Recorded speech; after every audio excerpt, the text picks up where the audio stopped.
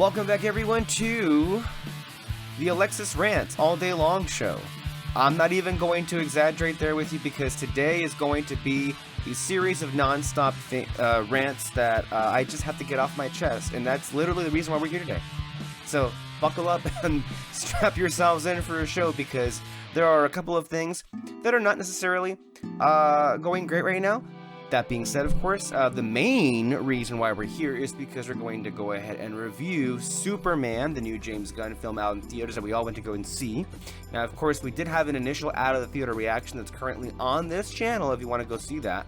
If you actually want to see what we look like as people sitting side by side instead of just like screens looking at each other. That's going to be our show here on Red Spotlight, the show, of course, that brings you everything coming out of the world of movies and more. This is going to be episode number 509. Of course, I'm joined, as always, by David Francisco. David, I'll give you a minute to just, I know you're eating right now, so I'm not going to toss it to you, but thank you for joining me, as always. Thank you for putting up with these long, exacerbated rants, because there are a couple of things that we need to get to today that I think are quite prescient with a lot of things that are happening. So, and even at this moment, I'm not quite sure where to begin. I'll just try. I think there's a couple of big ones that we kind of need to get into. You know, for a couple of weeks, actually for a whole month, we dedicated our entire attention on this channel to Andor, which not only did we think was like one of the best shows that we ever reacted to, but just one of the best shows that we ever watched, and I think one of the best moments just to live through it, everyone also watching it together at the same time. I think Andor, to me, was the closest to what it felt like when we watched WandaVision together, and that was like everybody was watching it at the exact same time. We were all interacting with it. Of course, Andor is like 10 times better if that than WandaVision, and I think we were all saying like, hey, this is such a historic show, it's so great, and it's speaking so specifically to the moment that we are in right now. And of course, what happens? The losers at the Television Academy, also known as the Emmys, well, they're gonna have a ceremony in September, and this week they unveiled their nominees, and while yes, they did grant Andor 14 nominations, which is a lot.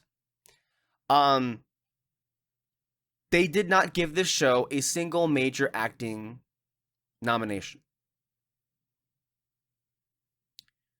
I want to remind people, of course, that these losers are the same idiots that nominated shows like The Mandalorian for like, I think 10 plus nominations and 7 wins in some regards, and they also nominated Mandalorian for directing and writing, in case anybody forgot. So I feel like, you know, I think the main takeaway is they do not watch these things, and at this point, the Television Academy and the Film Academy are kind of becoming lazier and lazier, and they're just penciling in the same names again and again.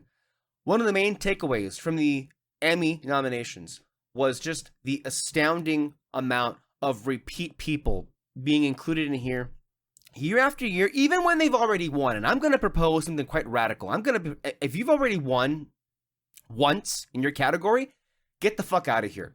I don't want to see your face again. Like, I'm sorry, if you've won, like, and hey, I get that it's part of the history of this show. You know, Julia Louis-Dreyfus did win, I think, 7 years in a row for Best Actress in a Comedy Series for Veep. And she was great.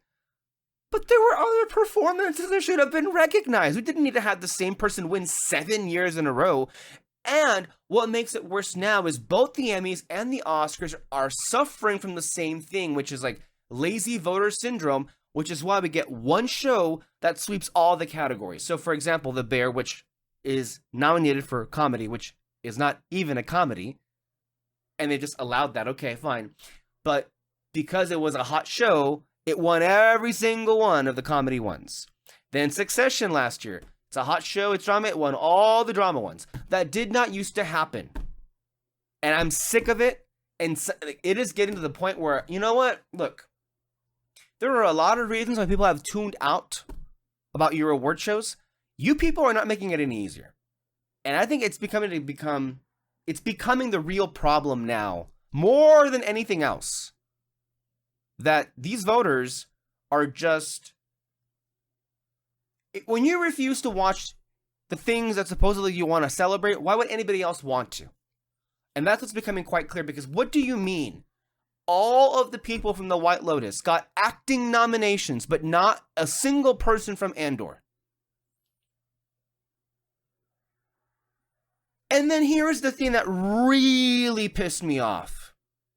What do you mean that Pedro Pascal was nominated for Best Actor for appearing in less than 3 full episodes of a season, when Diego Luna's been out here for a long time, mind you, and he's been on the stump, and he's been wanting this, and he deserves this, because I think, like, as he was even saying himself, it's like he would only get typecast as one kind of, like, I think, gangster role when it came to, like, anybody here in the U.S. that wanted to have him in any part of their projects. And then Andor changed everything. He gave an incredible performance in Andor, and he not only should be nominated, and quite frankly, he should win. Bella Ramsey was also nominated again, but none of the women from Andor. Are you kidding me? Mm-hmm. So I already I'm like a little bit scorched earth, because like these losers every year do the same thing, and I'm just like, and here's the real hypocrisy. We're always told every single award season that the thing that is most politically apt, the thing that is considered the important one, quote unquote, should automatically have an advantage over other shows or films that are not necessarily speaking to where we are in the moment. I remember, what was it, in 2013, 14, 12 Years a Slave won Best Picture at the Academy Awards because it was the important one. That it supposedly was like this big moment in history. Not to take away anything from that movie. Mind you, it's a great film. But it just speaks to the hypocrisy, because like Andor is perhaps the best anything ever that's been, that is the most speaking to anything ever about where we are right now in history. So what do you mean? And my thing is, did you really watch this? Because when you scour through the nominations, all this gives off is that you're penciling in, because here's the thing. What do you mean? Like, I'm even surprised The Last of Us is included in the nominations, because like, look, I haven't watched this show, but I'm aware enough about the conversation. People who love The Last of Us hated season 2. What do you mean this was included? Whereas Andor, which by the way, by the end of its run, ended up being the most watched show on television. I don't.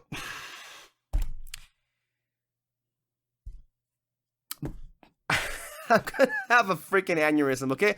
So I'm gonna have Megan Cruz here take it away for this instance, okay? Here's her thing. Pedro Pascal getting a lead actor nomination for his role as Joel in The Last of Us Season 2 should be embarrassing to every single Emmy voter. I'm sorry, there is absolutely no circumstance in which an actor who appears in less than 15% of the runtime of the series that they're being nominated for should ever be considered for a lead category. That's just, there is no world in which that is a lead performance. I don't care how important Joel is to the story, it's not a lead acting performance. It simply is not. And that's not even getting into the fact that The Last of Us Season 2 is just bad TV by almost every metric. I would argue that the outlier there is that the acting performances are quite good. The actors themselves, I think, do a lot with the very limited material that they're provided. That said, I don't think this show deserved pretty much any Emmy nominations. Is Pedro Pascal a delightful, incredible, wonderful, marvelous human being that I am so thrilled to see having a moment right now? Abso-fucking-lutely. Absolutely, yes. But this is still unbelievably embarrassing. Even more embarrassing when you consider the fact that Diego Luna did not get nominated for the titular role of Cassian Andor in Andor. As I predicted, Andor got zero nominations in the major acting categories. Now, Alan Tudyk did get nominated for his voice work as K2SO, and Forrest Whitaker got nominated for his guest appearance as Saw Gerrera, which is great. But Cassian Andor, the lead of the show, Diego Luna, not getting a nomination for this season is absolutely insane. Furthermore, pretty much everyone who appeared in The White Lotus got an acting nomination. And don't get me wrong, I talked a ton on this page about how much I love that show. I think it is incredible. It's cast incredibly well. I think all of these actors are incredibly talented, and it's obviously written like perfectly. So I understand why people love it so much, but I simply don't understand why so many of these nominations are here when you have a show like Andor. Sorry, but Genevieve O'Reilly, Denise Go, Elizabeth Dulau, Adria Ohorna, like these performances were life-changingly incredible. Like these performances shook me to my core. I genuinely don't even know how I would pick between these four. Like genuinely, they were unbelievable. I gotta remind you that this is Elizabeth Dulau, who played Clea's very first credit. Stellan Skarsgård, who by the way did not even get a nomination for season 1, and then everything he did with Luthen in season 2, it's so unbelievably egregious. Diego Luna is the heart and soul of the show. Kyle Soller as Cyril gives this incredible performance, just this look on his face here. And I'm sorry, Ben Mendelsohn is back as Krennic, and we're not, what?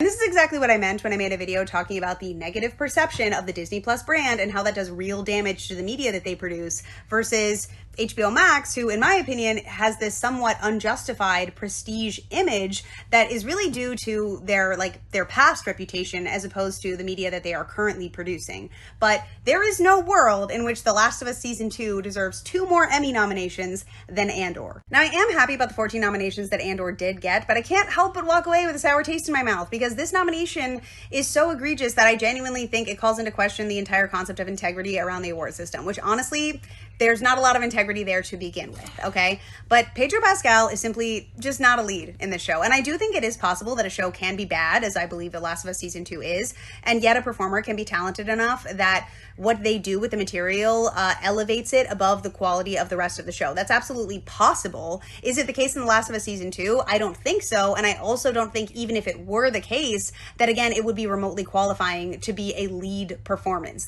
It's just absurd. It's just absurd. So all the love in the world to Pedro Pascal. Genuinely, people always ask, well, who would you replace when I get mad about these nominations? And I hate saying it because a lot of these people are talented. But this case feels really special in that it makes zero fucking sense. So yeah, look, that's the thing. It's like at this point, like I'm sorry, but like, almost every person except for Patrick Schwarzenegger from The White Lotus was nominated today.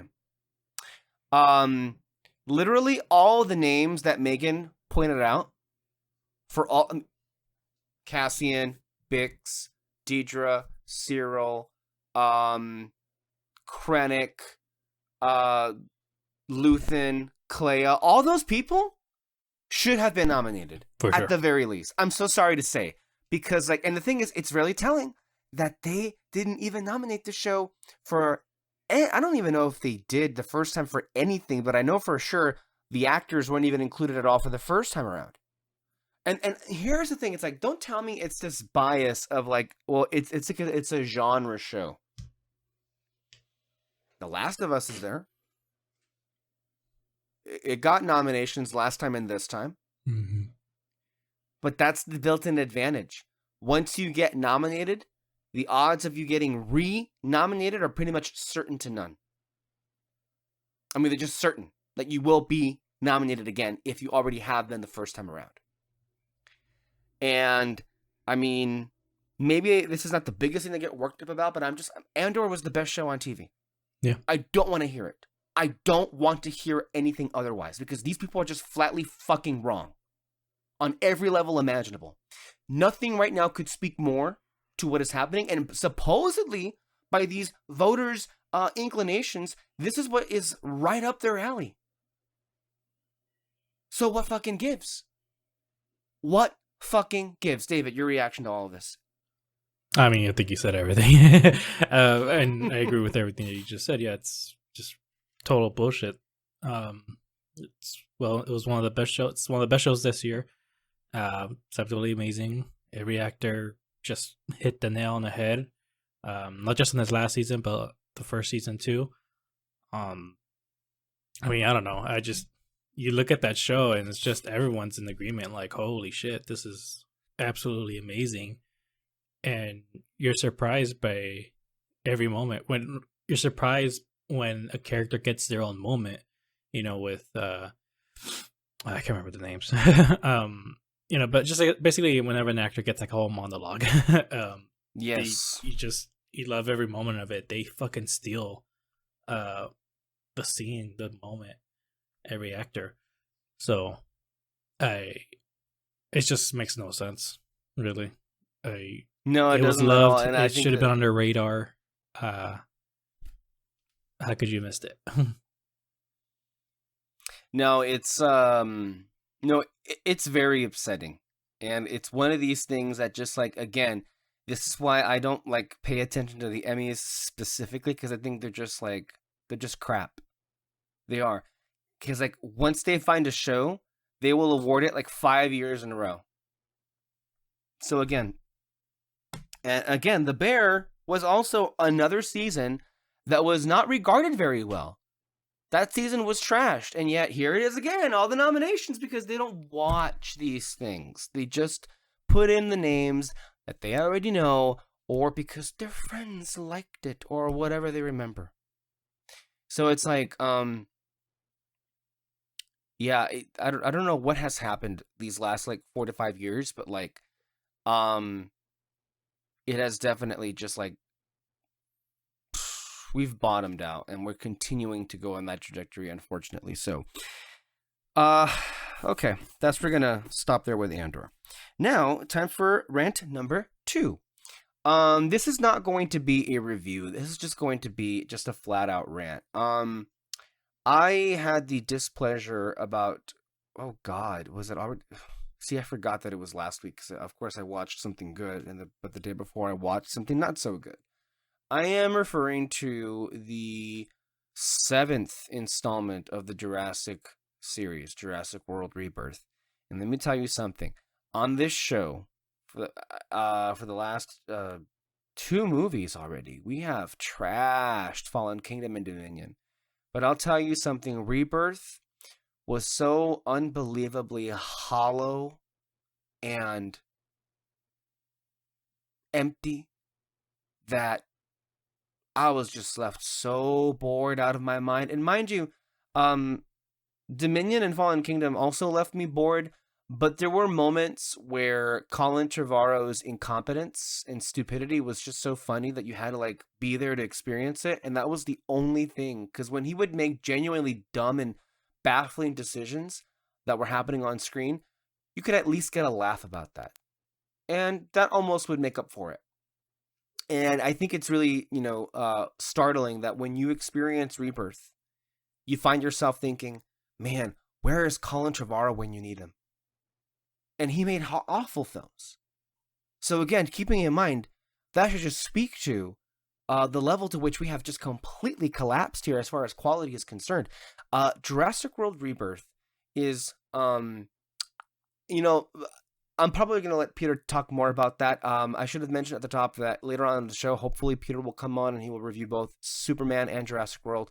I won't be there, but David will be there for that one. I suspect David Koepp, who was the screenwriter of this movie, because here's the thing. This movie was completely written in a couple of weeks or months, because they announced Gareth Edwards as the director in January 2024. That's very quick turnaround. David Koepp, I suspect, kind of wrote this in a complete dash because he was kind of busy writing something else.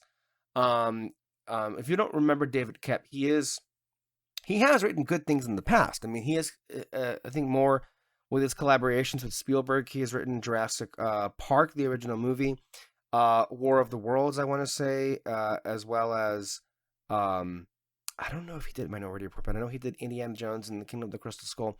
And he's going to reteam with Spielberg for the upcoming film that'll be coming out next year, the so far untitled UFO thing. And I'm sure that both were being written at the exact same time. And you don't have to take too much of a guess as to what he took priority. Am I going to get more energy writing the Spielberg screenplay or this 7th Jurassic series that makes money no matter what you do? Scarlett Johansson is terrible in the film. She genuinely does not know what she's doing, and it's okay because neither does the script. She's just kind of left to figure out what her character is. Mahershala Ali is always good, and Jonathan Bailey's fine, but like the three of them together, maybe have a little bit of charisma, but not even that. It's not enough to save the film because guess what? They're not even into the movie. They're like in half of the movie. The other half of the film, we're spent following these complete randos that just find their way onto the island. And it's like Scooby-Doo or something else where it's like these idiots are just like fumbling their way through an island full of dinosaurs waiting to be pounced at any minute. And I'm not even kidding you, that's half of the film. So for half of the film, the three main stars, Johansson, Bailey, and Ali, are not even on screen.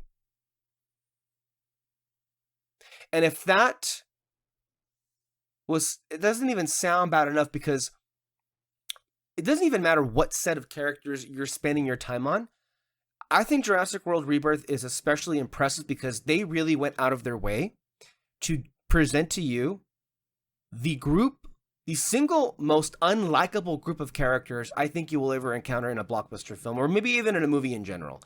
You are sitting there like 2 hours basically, and every person in front of you, you want to die horrifically and awfully because of how boring or incompetent or just completely off-putting they are in whatever way you want to think about it. The sequences are forgettable, instantaneously forgettable. This is the kind of movie that you watch and then it's immediately your memory of it is being erased as you walked out of it because it is nothing. It is the most nothing movie imaginable, and I'm angrier now than I was then, because I was hoping that this wouldn't do as well as the last two dumpster fires. And this is why Universal's never going to stop making these movies, because they don't even have to try. They don't have to try to make them good, and people still show up. Like, blah, blah, blah, blah. It's like they want to see the same dumb thing. As long as you have a movie with dinosaurs, they'll be like, and I don't get it, because this is the third consecutive awful experience I've had with a Jurassic movie in a row. And they keep getting worse. Jurassic World Rebirth is so bad. It is the poster boy for how far blockbuster movies and blockbuster filmmaking in general has fallen. It is a great example. It's one of those. It's like a Justice League or a BVS or a Flash where, wow, this is a great example of what not to do ever in a movie. Because it's not just one or two things that's wrong with it. It's like 10,000 things wrong with it. It is that bad of a movie. And I'm very disheartened to tell you that internationally, this is doing so well. Like, this movie has no right making anything. But there's a good shot that's going to make $1 billion again because of the international box office. Meanwhile, Superman, which is a way better movie in every regard, is going to get nowhere close to $1 billion. Like, think about just how fucking unfair that is. And I'm sick of this. I mean, I know it's part of the trade-off of covering this is that you're going to have truly detestable movies make so much money, but this is just beyond the pale. Beyond the pale. Let me tell you something. I'm going to spoil a moment in the movie because, look, at the very least, the film had the decency to tell you that it was going to suck from the very beginning. This movie opens with a flashback to, guess what? Another hidden island in another hidden facility. And the scientist opens up a candy wrapper. And the wrapper falls to the floor. And the wrapper gets sucked into the ventilation system. And because of that one thing, by the way, this lab is, of course, housing mutated dinosaurs, whatever. This wrapper shuts down the entire facility. The entire facility is shut down by this candy wrapper. I heard that happens. But like, And that's basically what it is. It's filmed even more comically, where the camera is like lingering on the wrapper. Watch it go. It's there, it's coming, and then it gets sucked into the ventilation system. And after that, it's just like all alarms go off and something, and then Yes, all alarm goes off, and then of course the dinosaurs get out. It is such an abysmal movie. And the thought of ever having to watch this again really infuriates me. And I know there was this, I don't understand why people keep fucking wasting their money on this. I even saw, I think I was watching Superman this weekend, and I saw this single mom or whatever with her little boy, and the little boy was fucking holding a dinosaur toy. And look, I'm not here to like hate on kids or what they like or do not like. They're free to do whatever the hell they want, and it's not my business to tell them what they should do or to even pass judgment. But in this case, I will pass judgment on the population as a whole. What is your problem? No, seriously, what is your problem that you keep insisting that the only thing you're going to spend your money on are dumb dumpster fires like this because it has dinosaurs in it, or every fucking live action remake of a film you liked 20 years ago?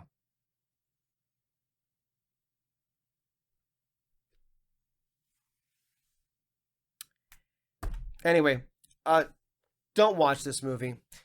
Like, I hope people don't listen and think that, oh, man, this is really bad. I should probably go check it out. I mean, maybe it's so bad, it's so good. No, it's not even that. No, it is the worst of all worlds, as I'm sure Peter will say.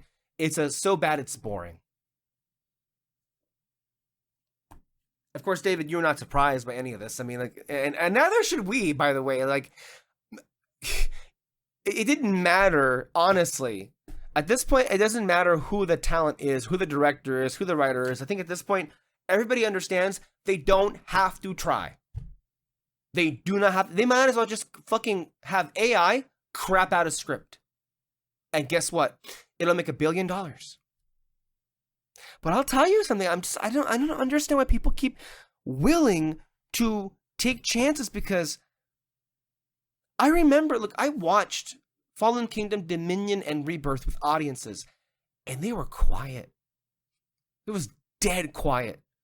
Like, it was like nobody in there was, I don't think, seemingly having a good time. But I guess I must be wrong. Yeah, David, none of this surprises you. It seems like, what have you heard of this movie? I haven't heard much. I didn't want to watch it. I thought about hearing a breakdown, but I'm like, chances are they're just gonna crap on it, and I'd rather you just heard one. I just broke it down for you. Yeah, yeah. It's what I'm expecting, basically. So yeah, I don't know. It is a nothing experience. It is, and if you enjoyed it, I mean, fine, whatever. I thoroughly did not, and I hate you. Okay. Wait. That's it for Jurassic. Wait, yes. One question about it. The family that like just wanders into the island. They legit just wander into the island. Because even I was confused by that in the trailer. Because I'm like, what? How do you just end up on a section filled with The stupid dad is sailing near the island without even realizing they were near it, and then they get attacked by one of the water dinosaurs, and then they get rescued by Scarlett Johansson's group, and then because they're bounty hunters essentially in there to look for a specific thing regarding dinosaurs, the CEO asshole does not want to go drop these people off at a safe place, so he insists that they all just go together to the island.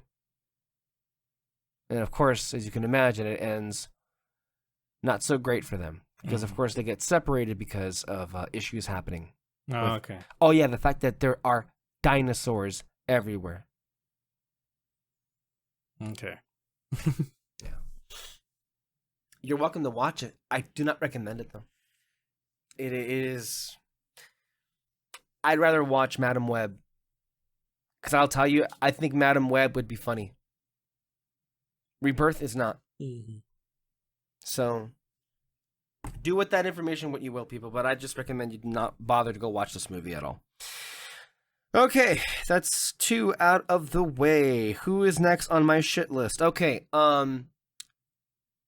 we need to be done with studios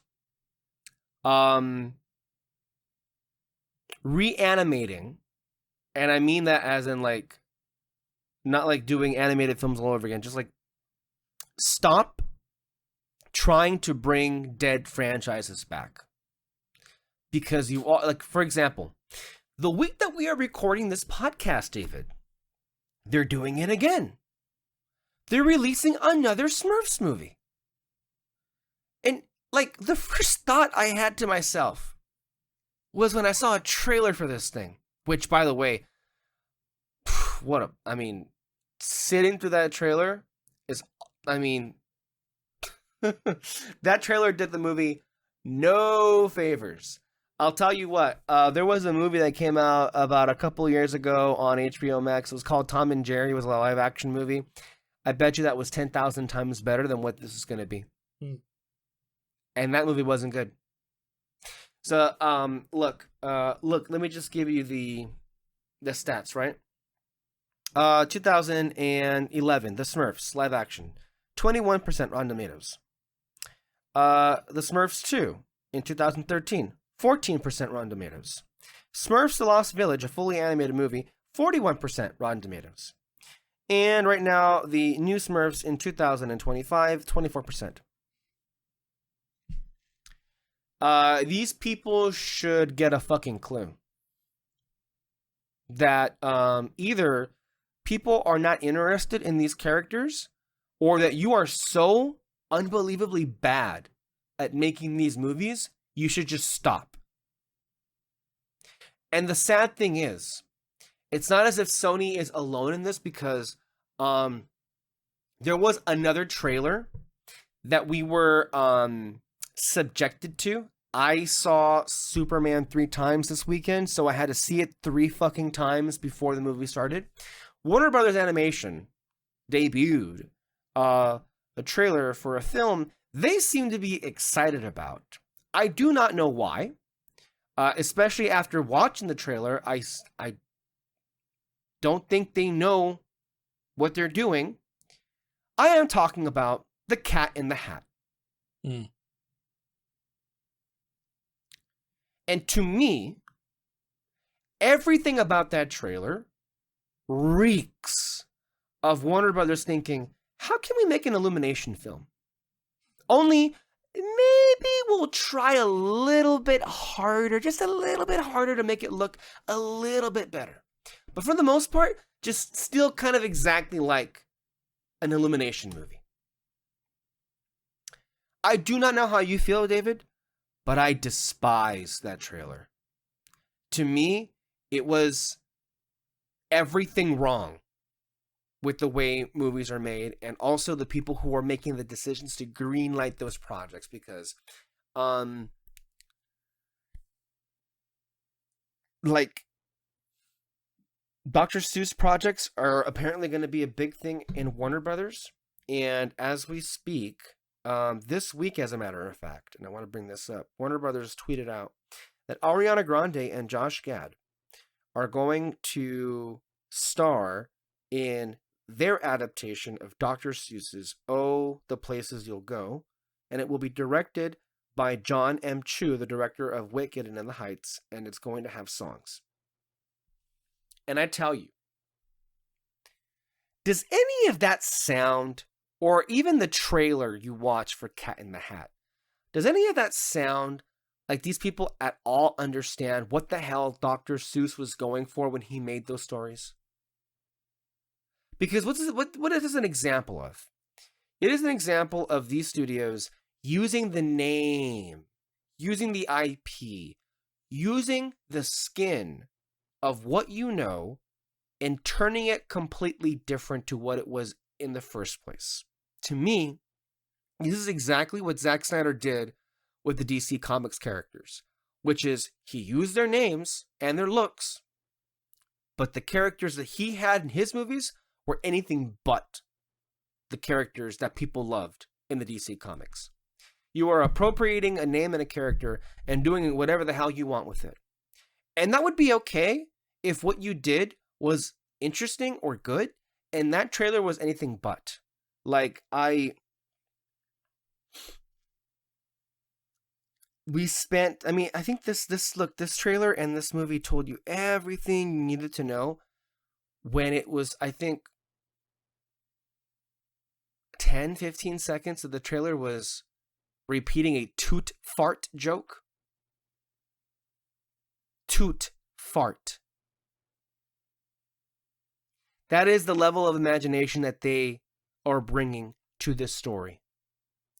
There was even a part where they had Cat, as they're calling him, say something that I'm sure an executive thought somewhere, hey, the kids do this a lot. Let's go ahead and put this in there when he says, bye. Okay, bye. Some executive, I'm sure, was like, hey, wouldn't it be cool if we made Cat sound like how kids talk like today?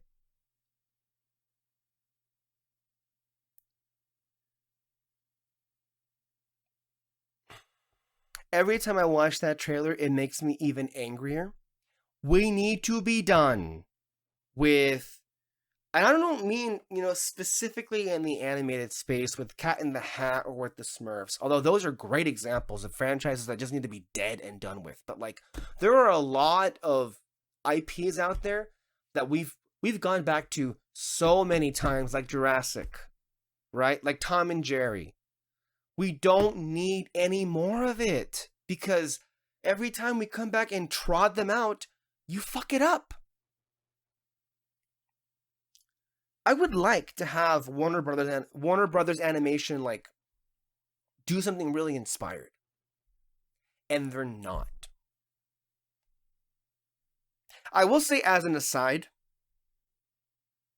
I really do hope Toy Story 5 has something meaningful to say and is good, because the premise of kids ignoring their toys for tablets is a good one because of how much I've seen it happen today. And I mean today, this year, the number of kids I see walk into a goddamn restaurant with their tablet and headphones is scaring the hell out of me. What do you mean they're just being allowed to disassociate from life? We were at a family reunion yesterday for my grandmother's 90th birthday, and this 3-year-old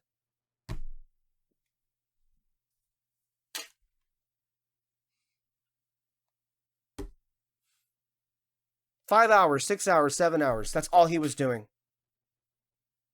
That's all he was doing. And what are you doing? And so I would hope that Toy Story 5 is going to call some of these bitches out for doing that. But I doubt it. We'll see where it goes. But Toy Story is also one of these where it's like, well, they've been giving us good movies, but I think we need to stop with that one as well. I don't know, David. I'm curious to hear what you think about this. Not the Toy Story thing. I'm just thinking about the rant of like some of these franchises just needing to stay dead. No, yeah, the Smurfs for sure. Those need to stop. Never interested from the first one.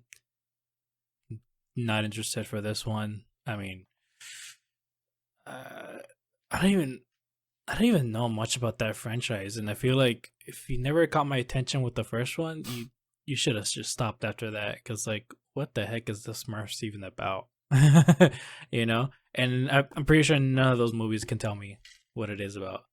So that, yeah, I agree. They need to stop. Stick to something else. I mean, you're Warner Brothers. I'm sure you have so many other things. Try Looney Tunes again. We actually enjoyed that one. What was that? That was good. Yeah. But they didn't even try to, right? They had it and they were going to destroy it. And then they had to outsource it. This is the thing. It's like they have something. Oh my God, this is why it's so frustrating talking about movies, because constantly we're talking about how dumb people are making the worst decisions possible. They had like the Porky Pig and Daffy Duck movie from earlier this year. That was something you should have pushed. Mm-hmm. Instead, they sold it. Yeah.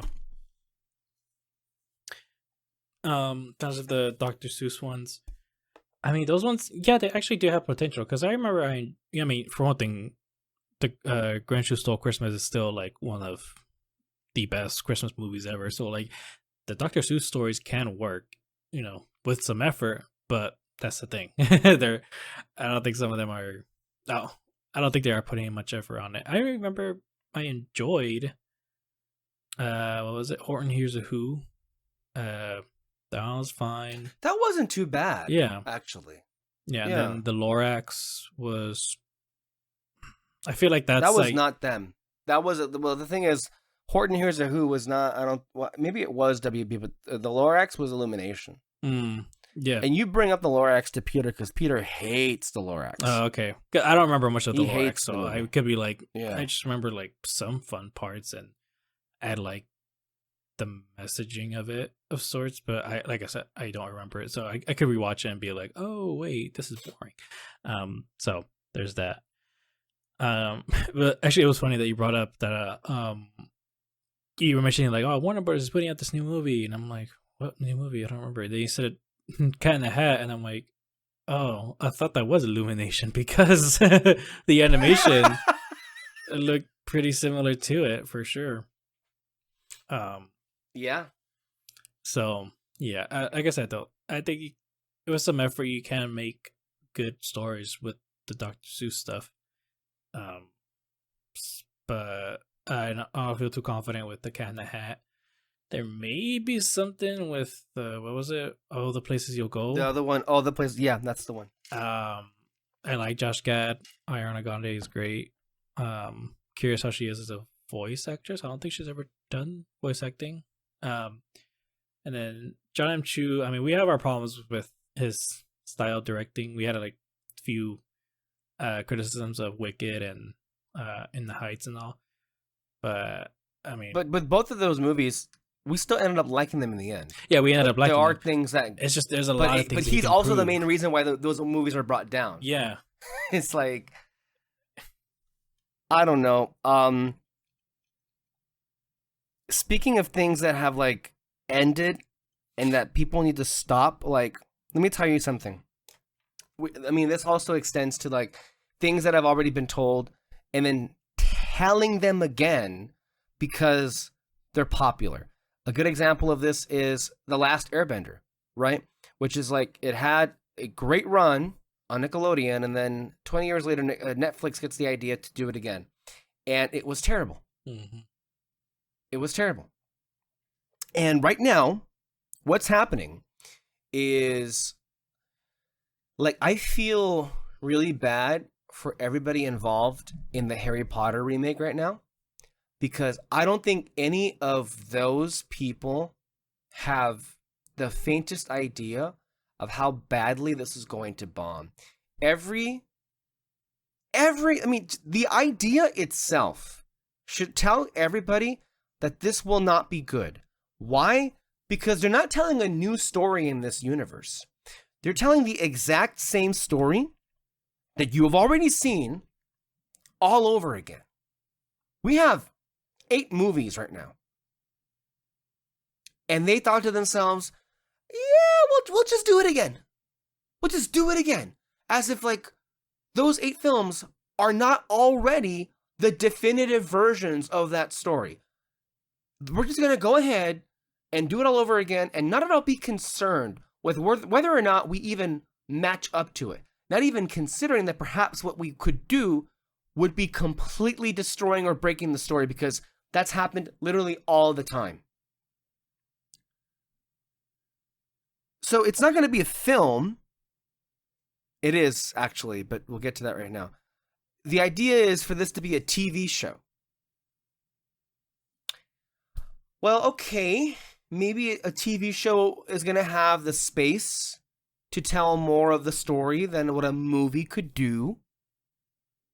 Except when people think of TV show, in their heads, they hear, oh yeah, like a TV show is supposed to be 22 episodes, right?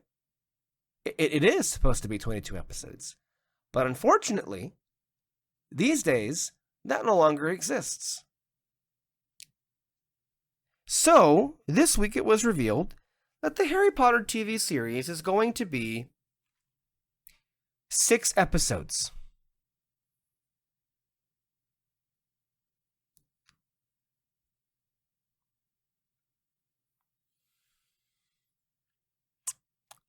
And by the way, they keep releasing images. And by the way, please, anybody who's watching, don't go after the kids. Don't let this happen again. They didn't ask for this. All they have is a job. Please don't attack them.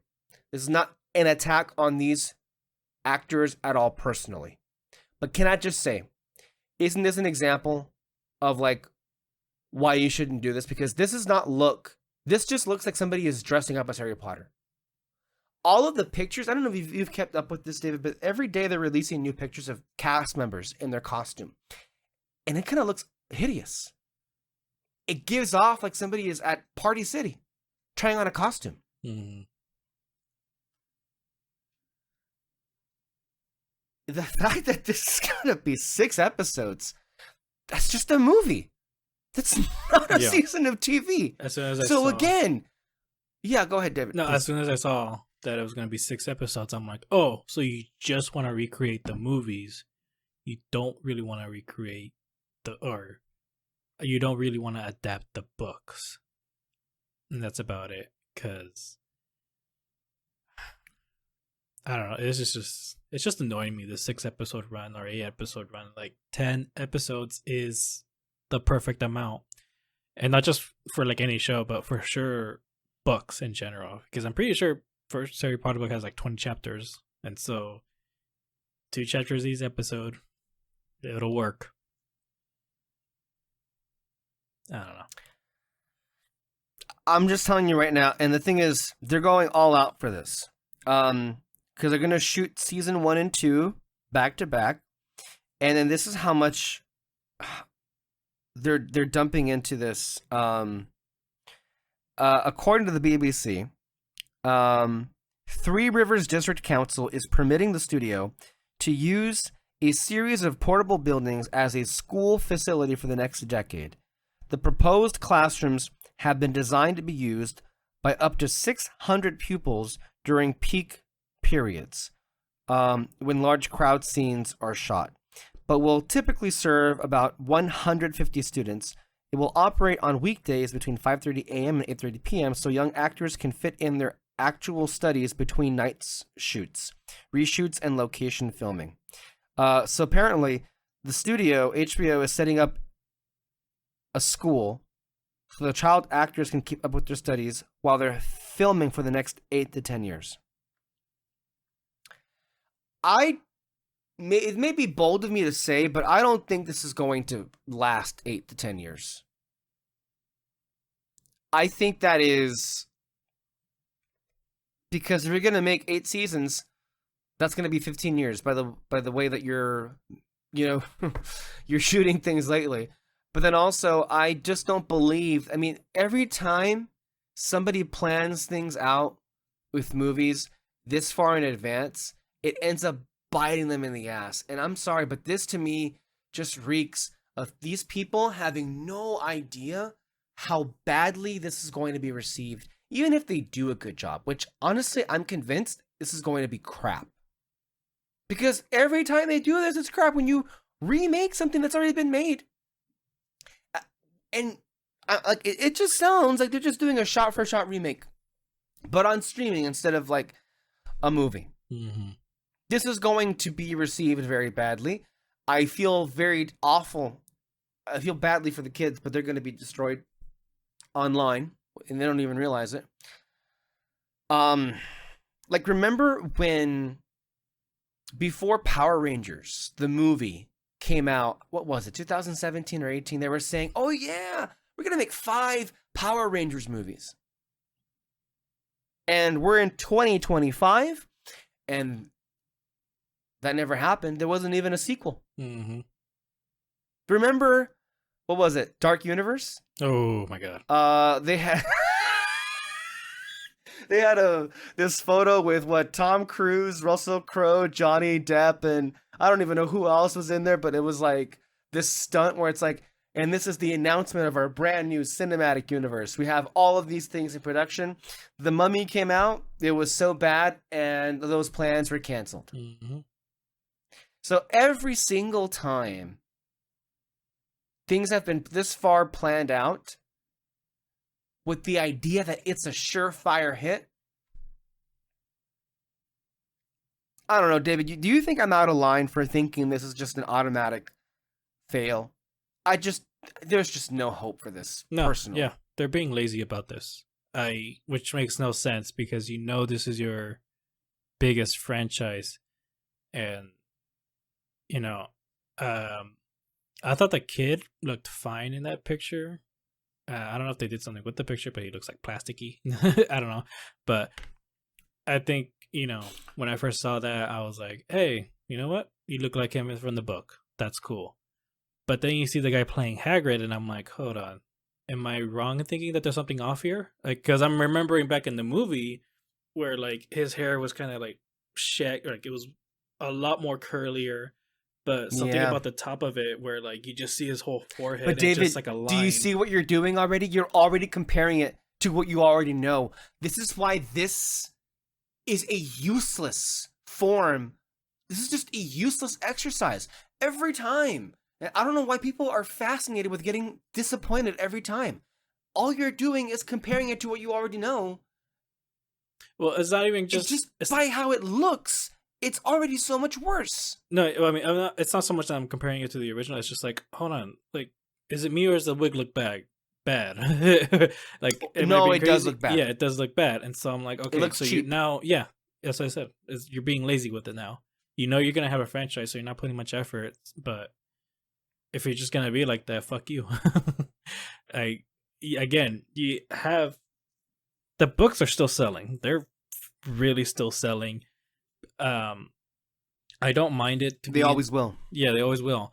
So you have a big franchise. I don't mind it being into a show because you could do a whole lot more with it than you could have in the movie. And I think people can look at the difference on that. The reason why there's room for an adaptation, but none of it's going to be a shot-for-shot remake. Yeah, I mean, that's part of the reason why we just got disappointed with the last Airbender, the live-action ones, because if it was a movie, then we can go, oh, okay, now you have to make some serious changes, and let's see what you're going to focus on. And because of the budget, it can work, making that world come to life. But that didn't happen, so now you're working on a show budget, so it's not the quality's not look that great, especially if it's Netflix. And then again, it was 6 episodes, right? That show for sure. Yeah. And no, the Airbender one was I think 8. I think it was 8 episodes. Either way, too short. It needed to be 10 again. And the things that you changed just made no sense. Let me go ahead and interject here with a funny clip that I had on my Twitter because I thought it was so funny. I don't know. I think this was 2 years ago. Peter and I are talking about this exact same topic at the time that The Last Airbender came out. And I think it's also it's speaking to what you were saying about this and even how people just always have unrealistic expectations. I'm going to play it right now. Suicide Squad. I don't know if you've seen a Suicide Squad video game. Big video game. A lot of people are unhappy with it. Mm-hmm. And there's a lot of reasons that I think are very legitimate to be unhappy with it. But then I hear people and it's certain issues that they have with it. And it makes me want to tear my eyes out. It's so stupid because it's called Suicide Squad Kills the Justice League. So guess what happens? They kill the Justice League. They kill the Justice League. And as advertised. As advertised. And a lot of people are like, this is so disrespectful to Batman. They're disrespecting the fans. Oh my god. Harley Quinn. Oh, spoilers. Just fucking shoots Batman in the face and he dies. And it's like, listen. There's a million complaints you can have for the video game that I think are 100% legitimate. Maybe even the way that they're killed. You're like, hey, story-wise, they just didn't pull it off well. Like, but there are people that are like, this is a middle finger to the fans, and it's like, Jesus Christ, like, shut the fuck up. And I feel a little bit like that too with the live action what do you call it, Avatar series, because as you remember, I wasn't a fan of this. You weren't. We both agreed, like, oh, this is a stupid idea. It can only be lesser. You're gonna have to make compromises. It's not gonna be good. And then all these people cheerleaded it. And then now the chickens come home to roost, and it's like, what? You're gonna cut content and make changes? And it's like, yeah, this was always gonna happen. To make the adaptation a reality, and now you're mad about it? Fuck you. And of course, there is a contingent of people online today that were behaving the exact same way. What do you mean it's only going to be 6 episodes? And people just refuse to learn their lesson. They just refuse to learn. Live action remakes, or just remakes of something that's already been done that you can already experience at home, of when the goal is to do a shot for shot copy of it, it never works out. It never ever works out. David, I'm sorry I cut you off. I just wanted to put that in there just to like reinforce that this is, we've already went through this with The Last Airbender when they announced that it was going to be a lot less episodes. And so many people out there are just like, what do you mean? No, I mean, I think I said everything I wanted to say. Yeah, it's just being lazy with this, and that sucks. Especially because with it being HBO, they put an effort on a lot of their big shows. What I keep thinking, I was gonna say How to Train Your Dragon, but I meant House of the Dragon. That's funny. Yeah, House of the Dragon looks absolutely amazing. The sets look great. CGI is fine. Again, it's still a streaming show, but it looks pretty good, especially the dragons. By the themselves. way, when was the last time they had a new season? Was that last year? When was season 2? I think it might have been 2024. Yeah, 2015. Yeah, I was already living here when we saw the second season. And the Emmys didn't touch it, did they? No, they didn't touch it for the first. No, actually, it did win something for the first season, but it was very surprising. Like the fucking actresses. No, that was the Globes. Oh, that was the Globes. Yeah, then the Emmys ignored it. That was the Golden Globes. That's why the Golden Globes are awesome, and everybody else fucking sucks. No, the Golden Globes gave it Best Drama Series. Mm-hmm. And then you had Ali Alcock and somebody else go up there, and they were like, "Yeah, what?" They were drunk up there, like, "Oh shit, we actually got something." Fuck. Yeah. For sure, let's give nominations to The Last of Us. Mm-hmm. There's a lot more to say specifically with animation, and I'll round up to that right now in about a minute, but I also wanted to get one more rant out of the way with here, and that involves Christopher Nolan.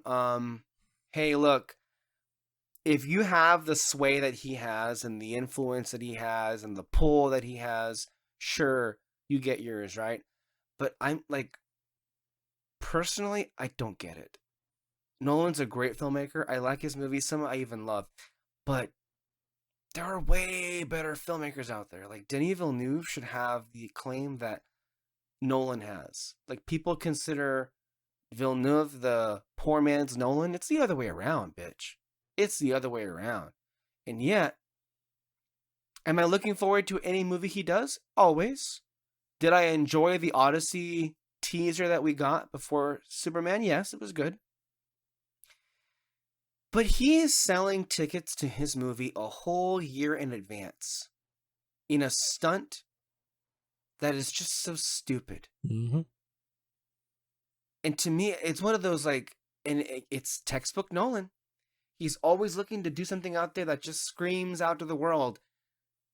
Can I get even farther up my own ass than I already am?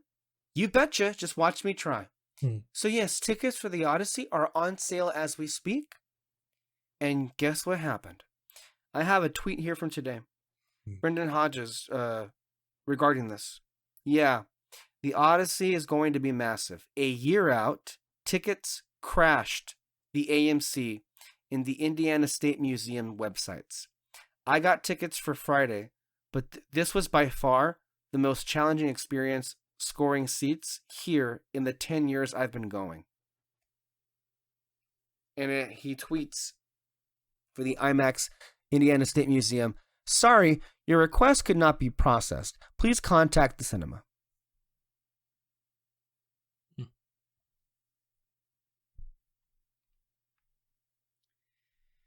The cult of Nolan,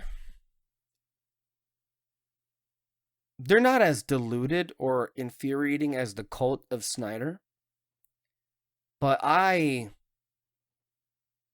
to me, it's just insufferable. And the sad thing is, like, Nolan oftentimes is correct. The lengths to which his fans will go to watch anything he does. Remember, there were stories of Nolan fans flying across the country in 2020 during the height of COVID just to go see his movie in IMAX, Tenet.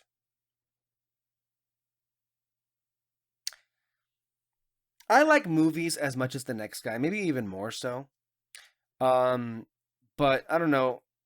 It's always rubbed me the wrong way that Nolan is, like, very transparently like this, and his fans treat him like some kind of god. And they kind of are crazy. I mean, cool that you have the pull that you're able to do this, but, like, also at the same time, I don't know. I wish there were other people who are far better than he is that would have a fraction, a sliver of the success that he has, because Nolan is like the only person out there aside from like Ryan Coogler or James Cameron that can make like original stories and people actually are excited and care about it. Your thoughts, David?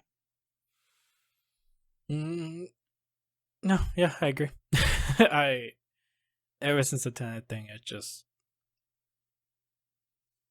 don't like Nolan much. I like his movies. I liked Oppenheimer.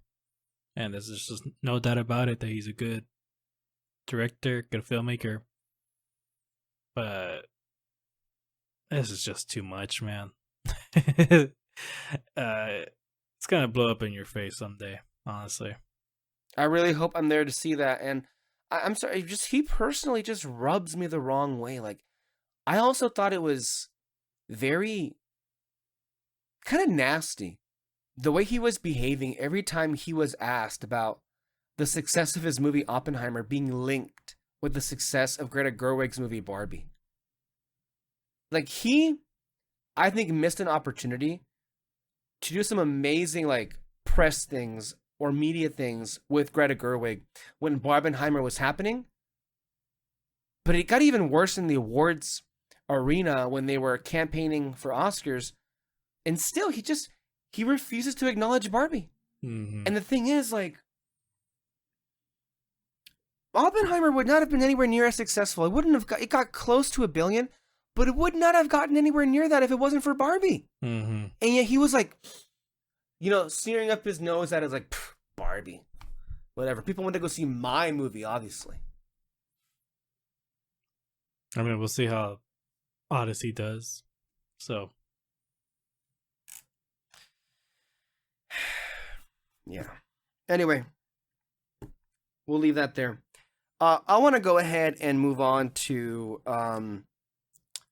this article that came out. I believe it was in the Wrap in regards to original animation. And supposedly they have not a solution, but I guess like they're framing it as like, here is where the current state of original animated movies are at. And what I already do not like is the person who wrote this article is obviously like copying a lot of like vapid YouTubers out there that have been putting up Elio against this Demon Hunter, I don't know, this movie that's on Netflix right now. Do you know of it? Yeah, K-pop Demon Hunter. Okay, K-pop Demon Hunter, which don't know of it. I'll catch it sometime. I'm sure it's great. It is really fun. I'm sure it's great. But what I do not like is pitting these two movies against each other when they have nothing to do with each other. I'm gonna ignore that. They have nothing to do with each other. And yet we have people out there that are insistent. They're using the K-pop movie as a way to attack Pixar for how far they've fallen. And the implication there being is that Elio is their worst movie yet. And so obviously, and I did a YouTube search. Every video when you put Elio on YouTube is the same thing with the same framing. Like so many negative videos about saying how, not really talking about Elio as a movie, but just talking about how like Pixar has lost its way and it's not what it was.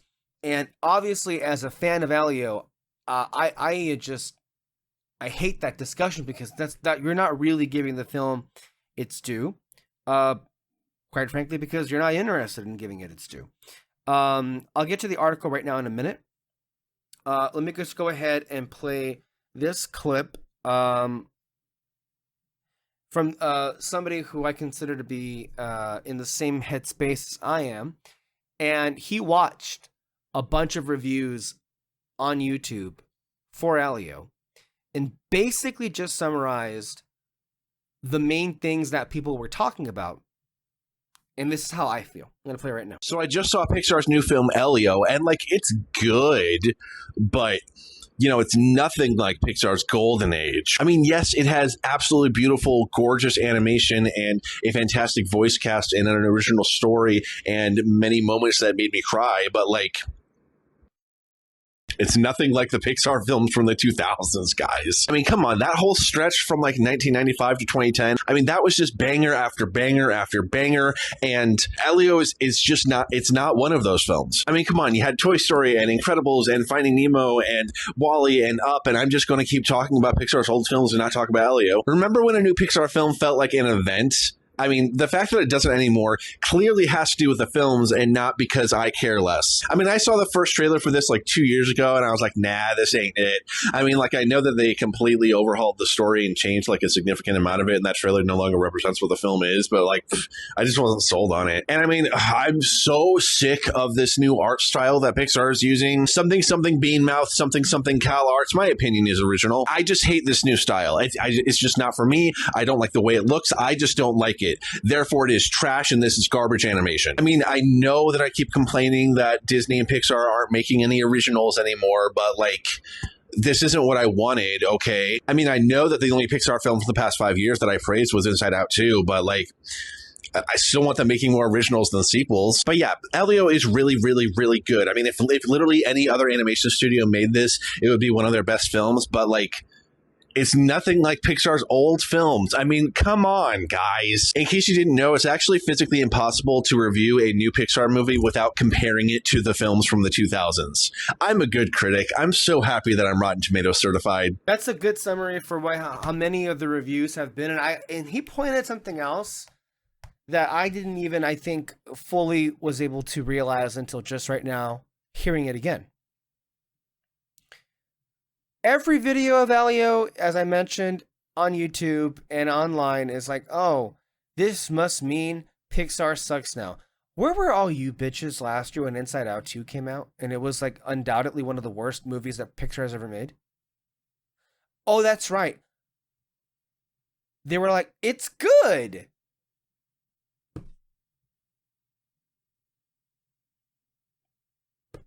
It may just be that I'm really out of step with what some people want, but this is insane, honestly, to me. The treatment of Elio, like, it's gotten so bad now that we had that article we read 2 weeks ago.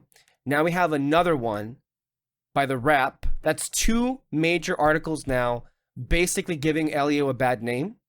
The one that I'm about to read. And it's gotten to the point where it's gotten too much bad press where it probably just lost any chance of even getting nominated for Best Original Animated Film.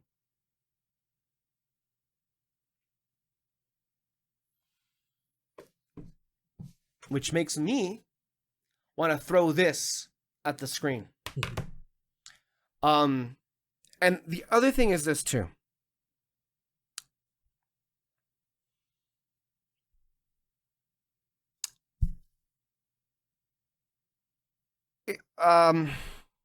We're about to read this article, and I'm really curious, David. What did I say?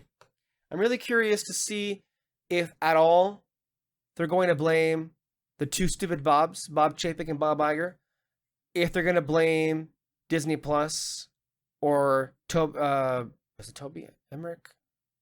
Or whoever it was that ran Warner Media, Toby Hooper, or who? Not Toby Hooper. Sorry, forget those Tobys.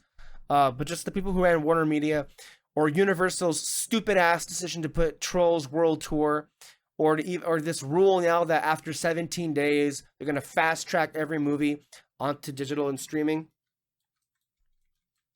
I wonder if this article is even going to touch any of that, because look, before I even read this, this is what happened. COVID happened, and in the first couple of weeks and months, Universal decided to put Trolls World Tour as a streaming movie. And it got a lot of press, and that one decision forever changed everything. It changed Universal, because from then, they decided that if they were going to have a film go to theaters, after 17 days of being exclusively only in theaters, they were going to fast track it to digital, PVOD. A horrendous decision that has destroyed the way things work today. And it was such a monumental decision that years later, when the next Trolls movie came out in theaters, it didn't do that well. Why? Because you tricked people into thinking, oh, the last movie I saw about Trolls was on streaming. Why would I go pay to watch it in a theater when I know it's going to be on streaming? It's a streaming franchise, not a theaters franchise. You screwed yourself over, people. And that was the Universal side of things. With Disney, Soul was understandable. What was not were the following ones. Luca went straight to streaming, no theatrical, nothing. By the time that Encanto was released in theaters in late 2021, you had Onward, Soul, and Luca, and basically also Raya the Last Dragon. That's 4 animated films that had little to no theatrical existence. Mostly went to streaming. Most people that watched those movies were on Onward, Soul, Luca, Raya. When we got to Encanto, the 5th one, it bombed in theaters. It bombed so badly, they fast-tracked it to Disney Plus, and that's where it became a hit. So by the time they got to Encanto, things were already screwed for them, and they didn't even realize it. So they thought, well, since this became a hit on streaming, maybe we can have a combination going forward of streaming animated hits and box office hits. I don't know if this is actually what they were thinking, but I'm just trying to guess what they thought. Because I don't know what, maybe they thought because Encanto was so big on streaming, they wanted to follow it up. Because remember, this was at this time where they were prioritizing Disney Plus. So they were like, Turning Red. Forget theaters. We're going to use the success of Encanto to capitalize on that, and we're going to put Turning Red in there. And Turning Red was a hit. Also, it wasn't Encanto, but it was a hit on streaming. It would have actually made you money if you put it in theaters. But by you not allowing it to be in theaters, that was going to hurt the next animated film. So because you keep doing this, will they or won't they, you're hurting not just the next animated film, but you're kind of hurting the next few. That same year, in June 2022, Lightyear came out and bombed massively. And of course, that's the one they thought, well, it's a name, it's a Toy Story spinoff, of course that's going to make money. You know, when they debuted the first, like, I don't know, 10, 15 minutes at CinemaCon, they were all like buzzing, like, oh my God, this is going to be Pixar's next big hit. It wasn't. It was their next big bomb. That was really bad. And because they probably lost so much money on Lightyear, I guess they had no money left to market Strange World, which also came out that year in November.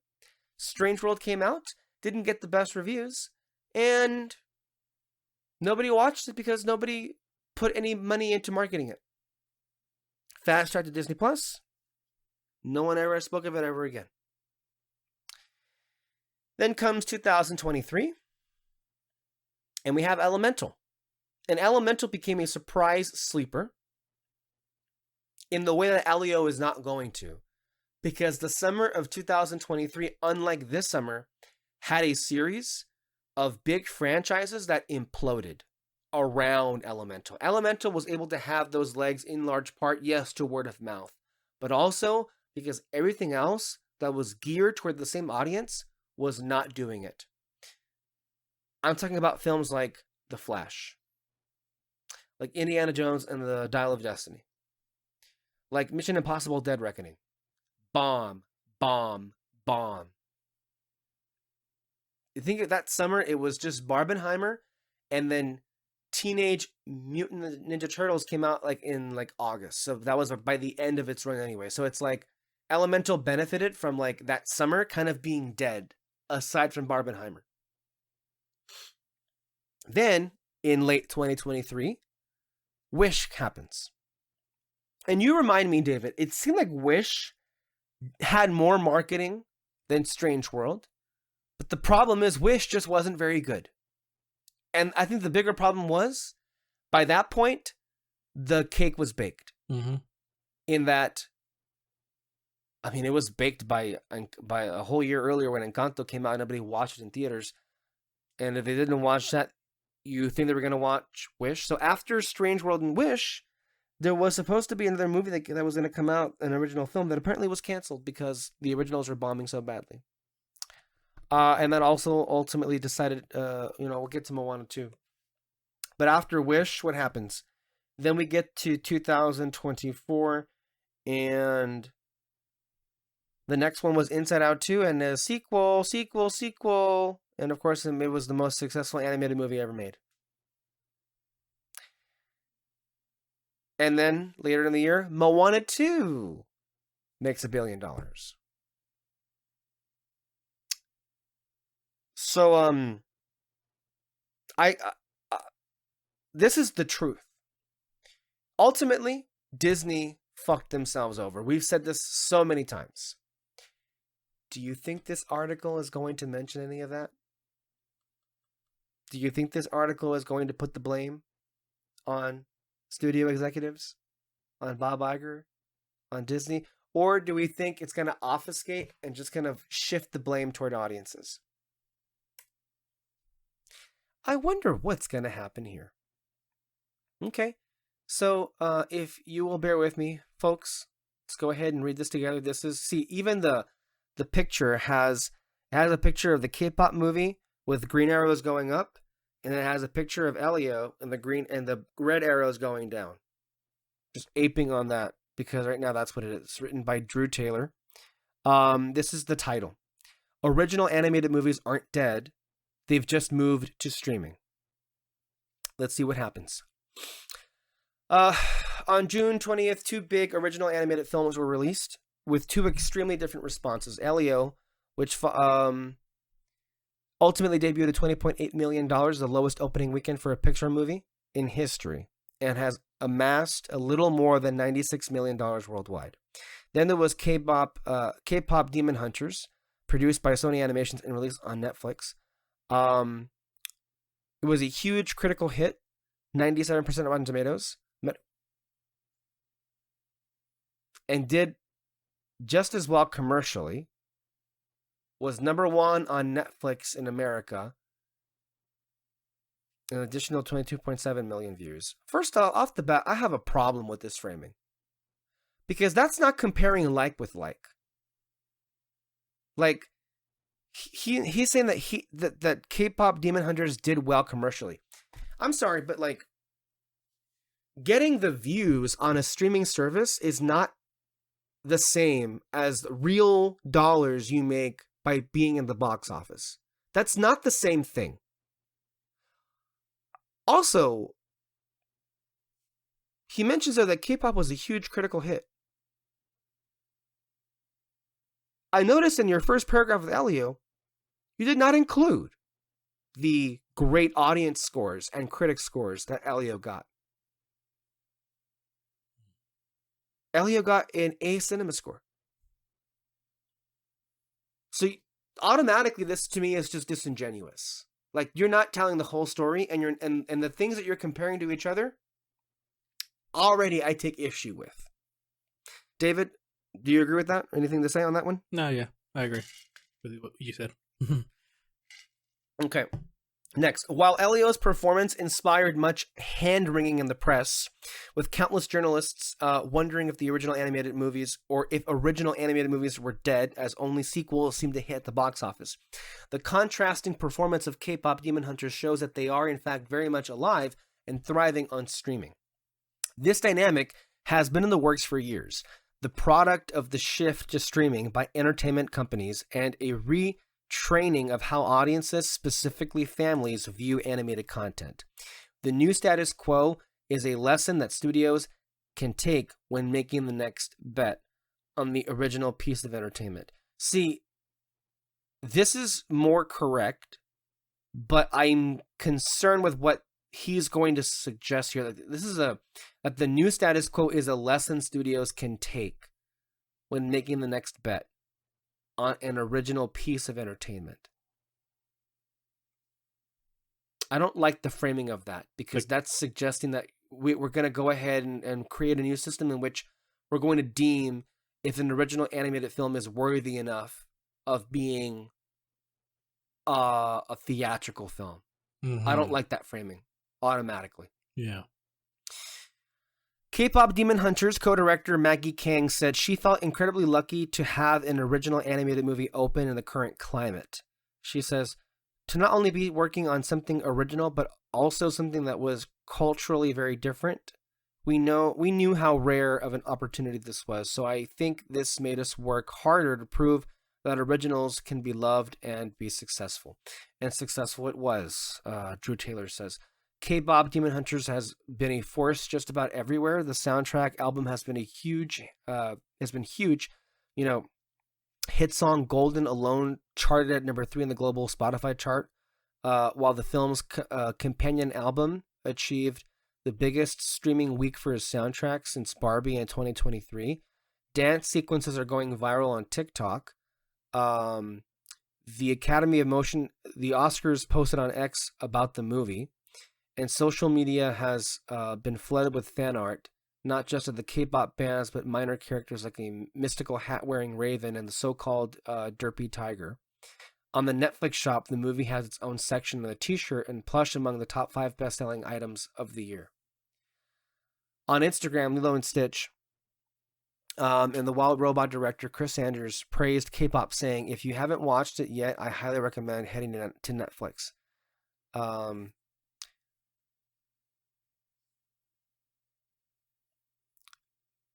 Fellow K-pop Demon Hunters director Chris Applehans added, original ideas are the lifeblood of animation in the long term. SPA and Netflix have shown real courage in choosing to pursue them as directors, we wanted to seize the opportunity in every way possible.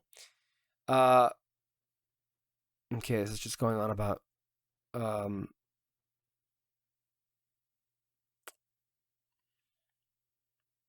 more of the same here. How we got here. There are a few things that shifted the paradigm with audiences now expecting original animation on streaming and not in theaters. Chief among them was the pandemic and Disney's response to it. Okay, so let's see if we're going to call them out. Disney sent 3 original Pixar films, some of the best movies that the studio had ever produced, straight to the direct-to-consumer streaming service because of ongoing fears around the safety of the theatrical movie-going experience, and in particular to the unease that families felt going with their children. This started with Soul, and then Luca, and then Turning Red. but this is also not entirely true. Like with Luca, maybe, but by the time Luca came out, movies are already back. People were going to the movies again. But then with Turning Red, that one should not be included in this group because there was no reason for Turning Red in March of 2022. By that point, we've had hits. Like that should not be in that same category.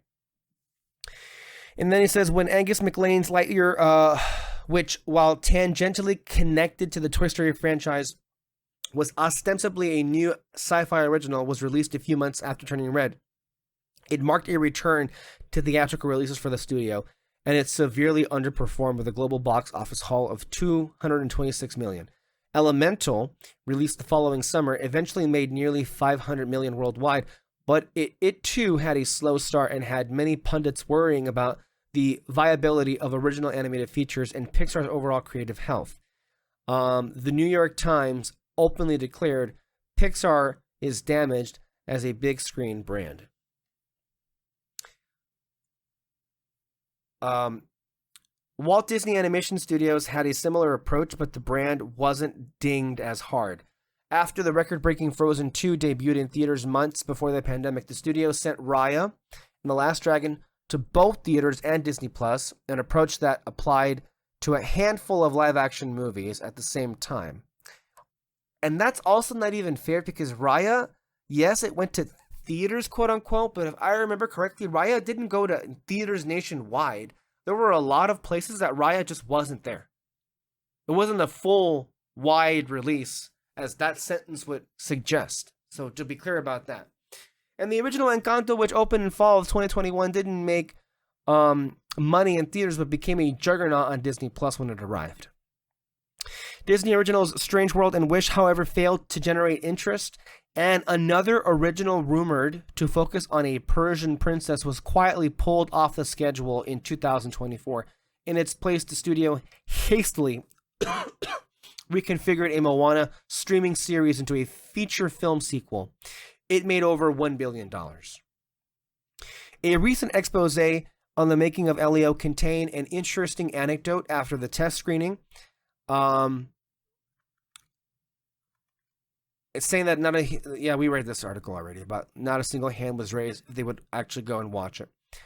The rest of the year's theatrical animated output is all based on pre-existing material. I guess Paramount. Never mind, not Sony. Paramount is opening the Smurfs, and it'll bomb. And the SpongeBob movie, the Search for SquarePants. DreamWorks Animation has The Bad Guys 2. And Gabby's Dollhouse, the movie. Disney is opening Zootopia 2. And then the Netflix effect, which is weird. Okay, what about the Netflix? There are films that gain broad viewership and awards recognition, like Wallace and Gromit and Vengeance Most Foul.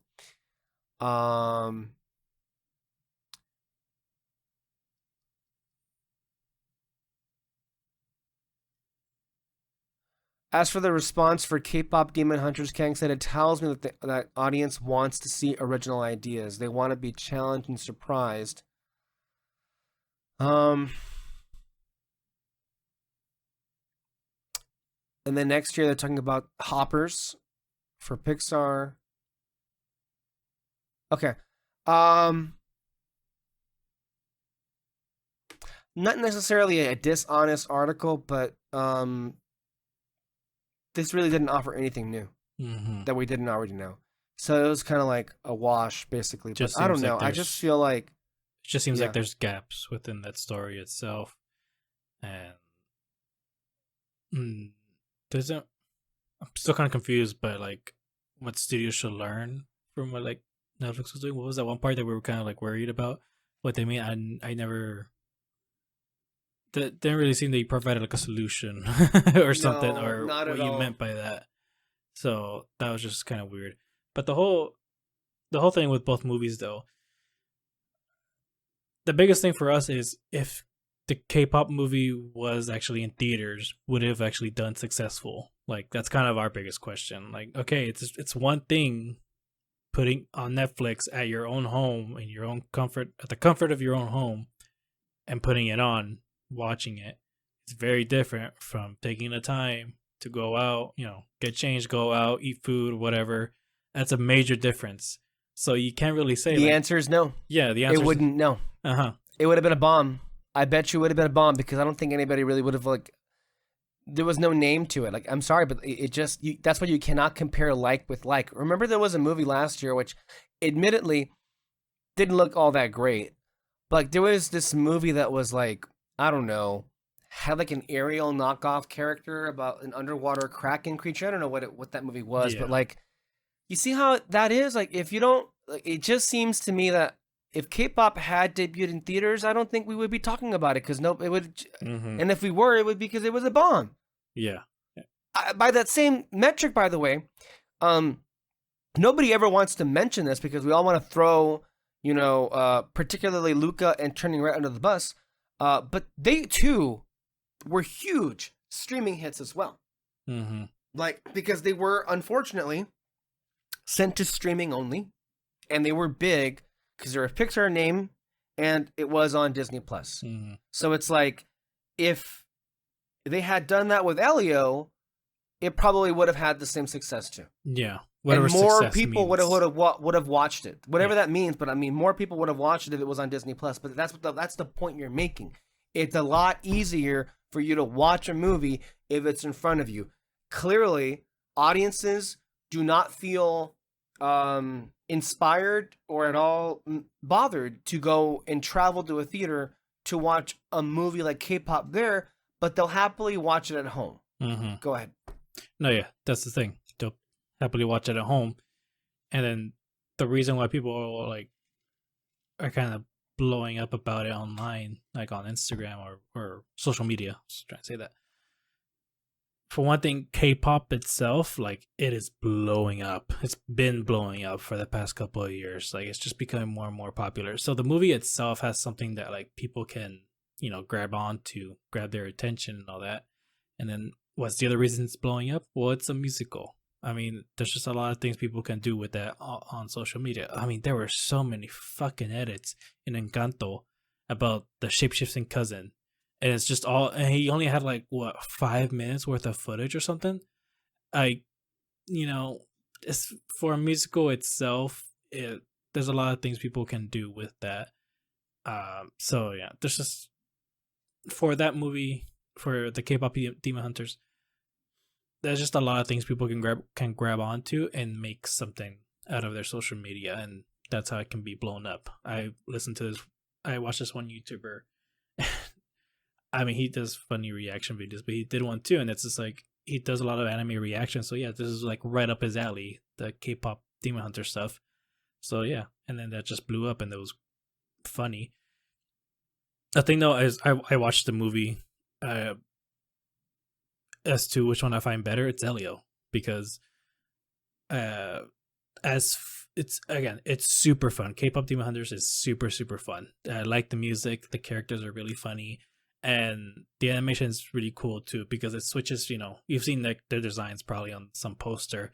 They go from regular looking to kind of like this, it's called like chibi style character design, where they turn small, they have basically that, what was it, bean mouth thing and all that, and there's it switches to that sometimes.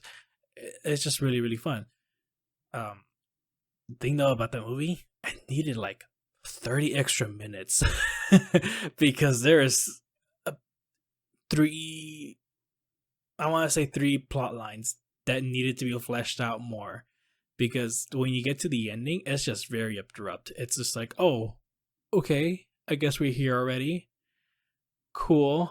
You got this one storyline wrapped up. That's cool, but everything else, we need more information. What the hell? So there's that. Either way, though, like I said, it's still fun.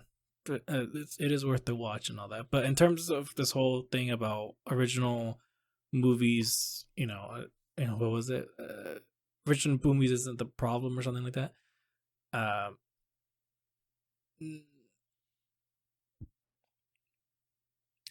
The thing is that yes, K-pop Demon is an original movie, but it's based off of things that it's just being popular right now, and it used that to its advantage, which I mean, smart for the directors and writers. But this is not proof that people still want original ideas. It's like, no, you just got lucky. You got like a Barbenheimer situation, I guess you can say. No, it's not that it's not that those two were competing or anything like that. It's just you got a lightning in the bottle situation that you got people's attention. They did their own spin on things to get popular online, and that's about it. I don't think people are gonna talk about this down the line. I think Elio, because it is the better movie, it's gonna be talked about the most. Yeah, that's the thing. It's like, you're right about this article. I don't think really had a solution at all. As to like what studios, I guess like the overall thesis that Drew Taylor was bringing up is that from now on, studios need to be looking for a specific kind of ingredient that'll tell you whether or not an original movie is going to make money at the box office in animation, which I don't like that thesis. I think the thesis needs to be studios need to wake the fuck up that they messed it up themselves, and they need to think harder about how they can make every original movie, animated or otherwise, viable in theaters again. And as we had a whole show, I think was it last week or the week before, where we had a whole kind of all these kinds of very easy solutions that they will not do. And none of them, I think, were brought up by Drew Taylor in this article whatsoever. And what I also do not like is the implication there, right? Like the implication that K-pop, because it was more successful, was a better movie. Because there was very much going on with that situation. And it was also the metrics that he was using to show that it was successful, that it was like, and as you said, because of the kind of movie that K-pop is, and it was obviously aping off of a very successful trend, what's happening right now with that whole scene, Elio can't compete with that. And it's not fair to compare it's not comparing like with like. And here's the thing too. He was using the fact that K-pop was able to have, TikTok videos or a streamed soundtrack as other ways that how it was like being a success. Did Inside Out 2 have any of that? No. I remember June 2024. Every article was about how much more money Inside Out 2 was making, but I struggled to find anything that was about Inside Out 2, the movie, as a movie and its characters. There was no conversation happening whatsoever about Inside Out 2 as a movie. It was all about Inside Out 2 and how much money it was making. And that, to me, communicated that it just wasn't that just failed to get any kind of conversation going. Because, I mean, honestly, David, what conversation was there to be had when it came to that movie?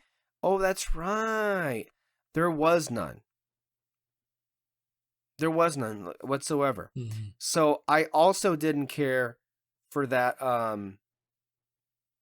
that insinuation there. And then, yeah, that really just like bothered me clearly because like, I mean, obviously I'm an Elio defender, but it's just like not the way that it is being portrayed was just not fair or honestly all that accurate. So yeah, and this whole thing with the comparison with K-pop is just like I also just don't like fans of animation going on the internet and like pitting them up against each other. Elio and K-pop have nothing to do with each other. So like it's like you're setting up a wrestling match where you've already determined what's better in every way imaginable. So, yeah, that stood out as something that got under my skin very easily.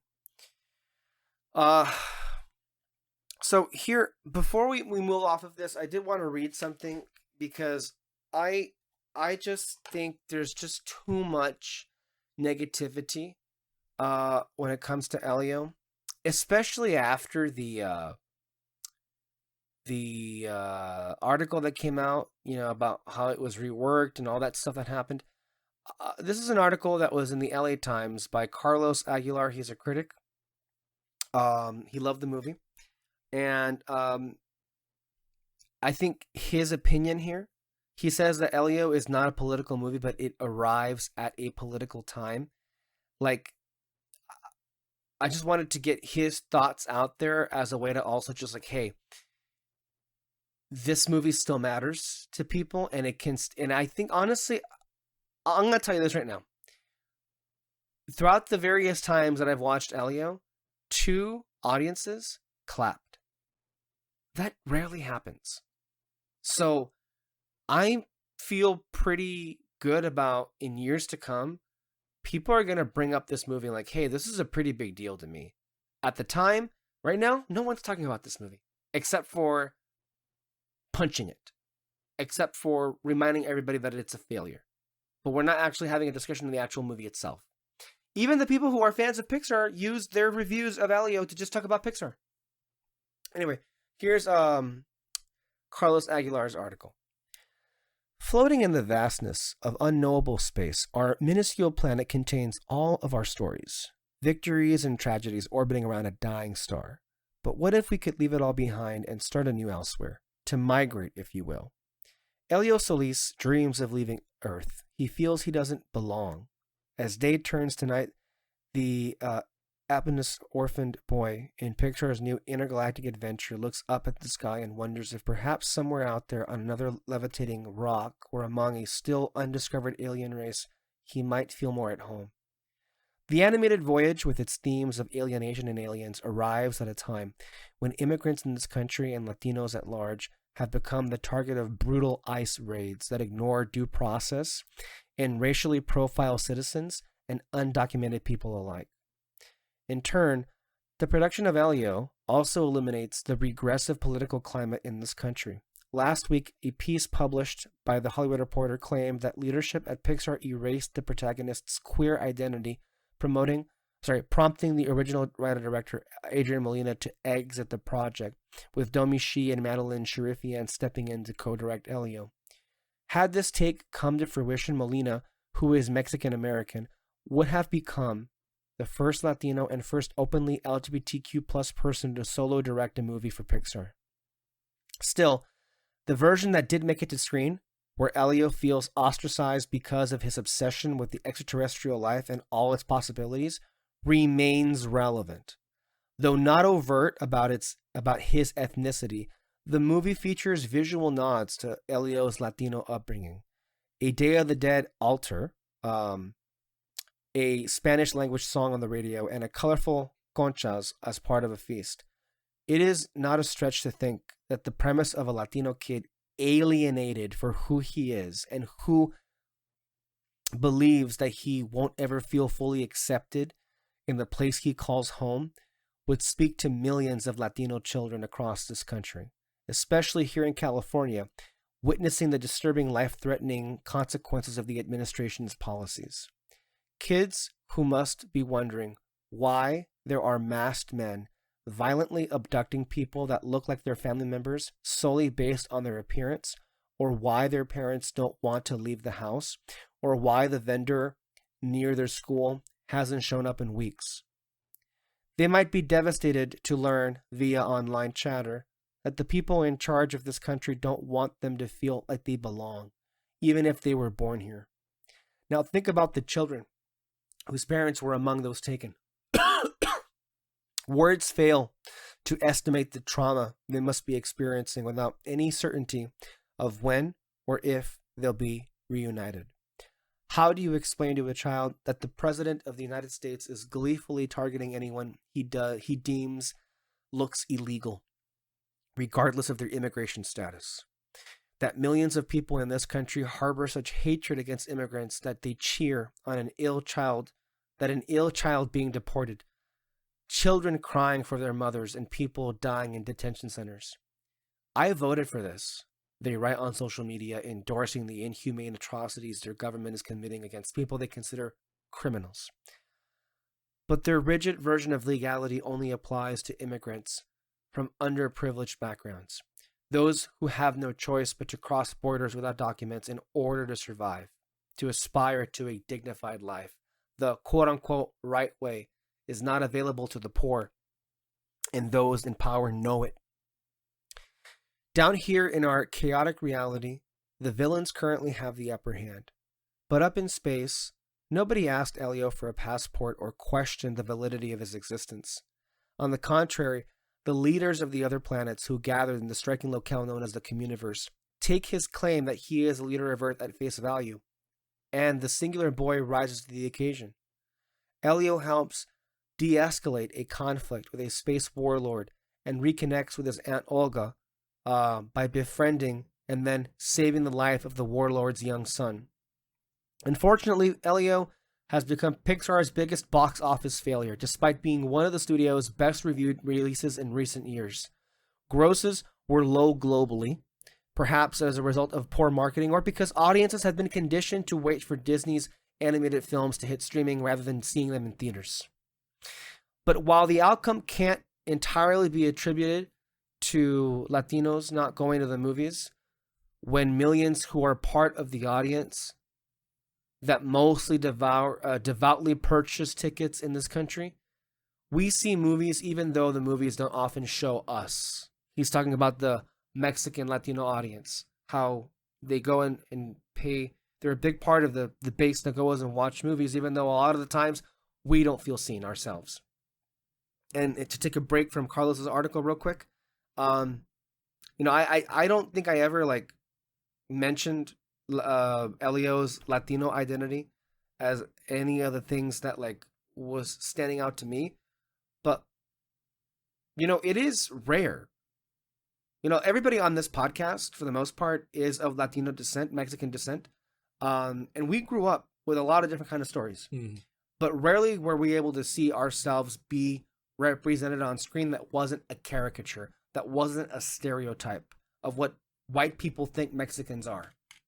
And it's great that in recent years there has been more of a real sense of representation, specifically for this kind of audience.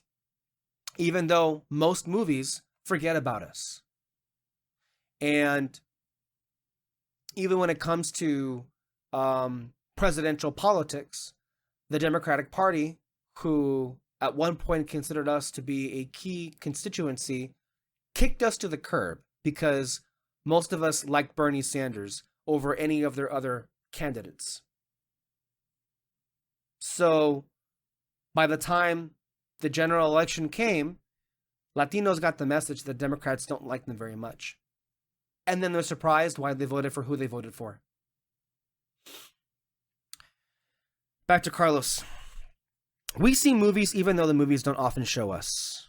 Are frightened to step outside their door. One can't help but wonder if the numbers for Elio would have at least slightly different if the ICE raids were not terrorizing the community. If people are afraid to even go to the grocery store, movie theaters are certainly not a priority. This country takes Latinos for granted, including how our money impacts Hollywood. I hope that Elio lands in front of Latino children soon, and that they see that the hero who saves not only himself but the entire planet is a Latino boy who ultimately redefines the meaning of home on his own terms.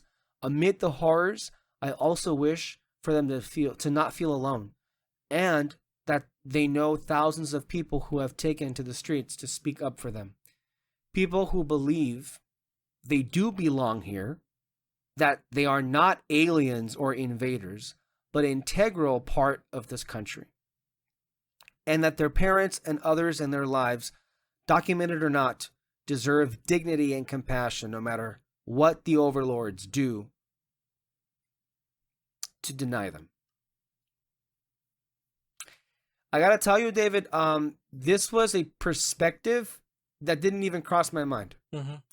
I like how he was kind of like tying in with the main theme of Elio's journey in this movie of like finding a place to belong and feeling like the place that he grew up in, the place that is called home, is not really his home. And it never even occurred to me how this could be communicated to Latino boys and girls out there who are growing up right now in this country while their neighbor is targeting them and gleefully saying to their face, I voted against you.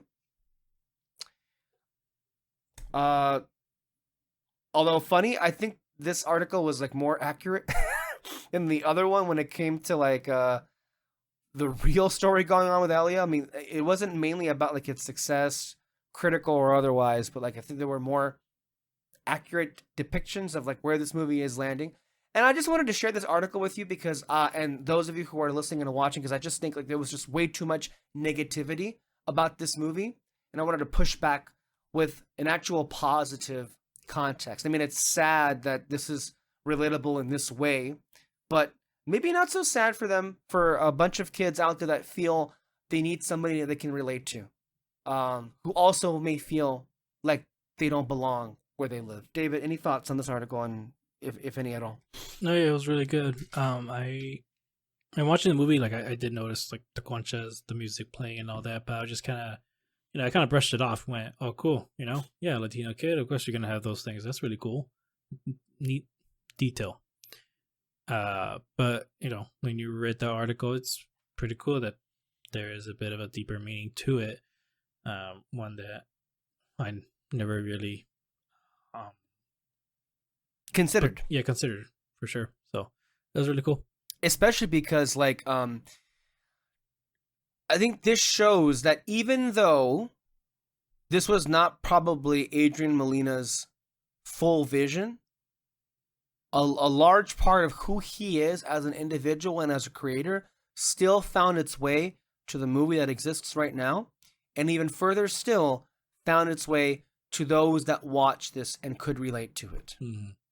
So despite all the shenanigans that happen behind the scenes, it's just a reminder that the movie that we have today very much still means something to people out there who are not, it's just not going to be picked up in the press. So there is that. Anyway, with all of this being said, we can now move on to Superman. And the first thing I want to say is this movie, specifically when it comes to the box office, this movie made about $125 million at the domestic box office, which is a little bit more than Man of Steel, not too much more, did back in 2013. And there's a lot of ways to feel about that. I would just say is, I feel like it was, if I'm not mistaken, the Batman it debuted to like 136, 137, so it's not too far off from the Batman either, the Matt Reeves Batman movie. And here's the thing you have to always keep in mind. This is a DC movie and a Superman movie. As we are seeing with the worldwide international box office, and this might be the bad news here is, right now the world isn't too thrilled with America. And Superman is like maybe the most Americana kind of character next to Captain America, maybe, as far as like comic book characters are concerned. Mm-hmm. But Superman is like way more popular than Captain America as far as like the long arc of the history of comics is concerned, right? But because of the fact that the Superman character himself hasn't appeared in successful blockbusters until just this last week, look, I've been saying like the DCEU was so bad, it did so much damage to not just DC movies, DC comics. I think it did a lot of damage to Superman. I think Zack Snyder played a big part in that, mind you. So we'll see how it plays, but it didn't have that big of an opening internationally. And that might be what keeps it from maybe even getting to 700 million. Like right now, current projections right now, we can guess anywhere between 500 to 700 million. Grace Randolph seems to be of the persuasion that if it doesn't have a 7 in front of it, it's not going to be a success. Although there are other people who are saying, well, look, listen.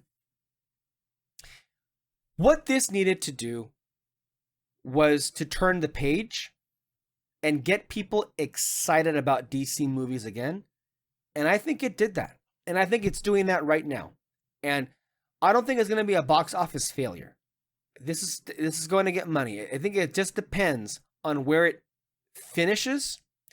And we don't know just yet. I was pretty sure that it would at least get to 700 million. I think it can still get there. But unfortunately, last week we were thinking maybe it can get from 700 to 900. I think now we're looking at anywhere between 500 and 700. I think it'll at least hit what Man of Steel did, and maybe a little bit more than that. And we also have to remind ourselves that the Batman, which is, I think, a more popular character than Superman, clearly, the Batman, I think, ended it somewhere in the $700 million range. So I think when we're thinking about, if we're going to comparatively think about, where is this movie going to end? Ultimately, I would say between 6 to 700 million, I think, is where it's mostly going to land, which it's good. It's very good when you also consider what came before this. Superman, James Gunn's Superman, is the only movie besides Matt Reeves' Batman to open with over $100 million at the domestic box office in 8 years. Matt Reeves' Batman and James Gunn's Superman are the only two DC films in a span of 8 years to open in its first weekend with over $100 million.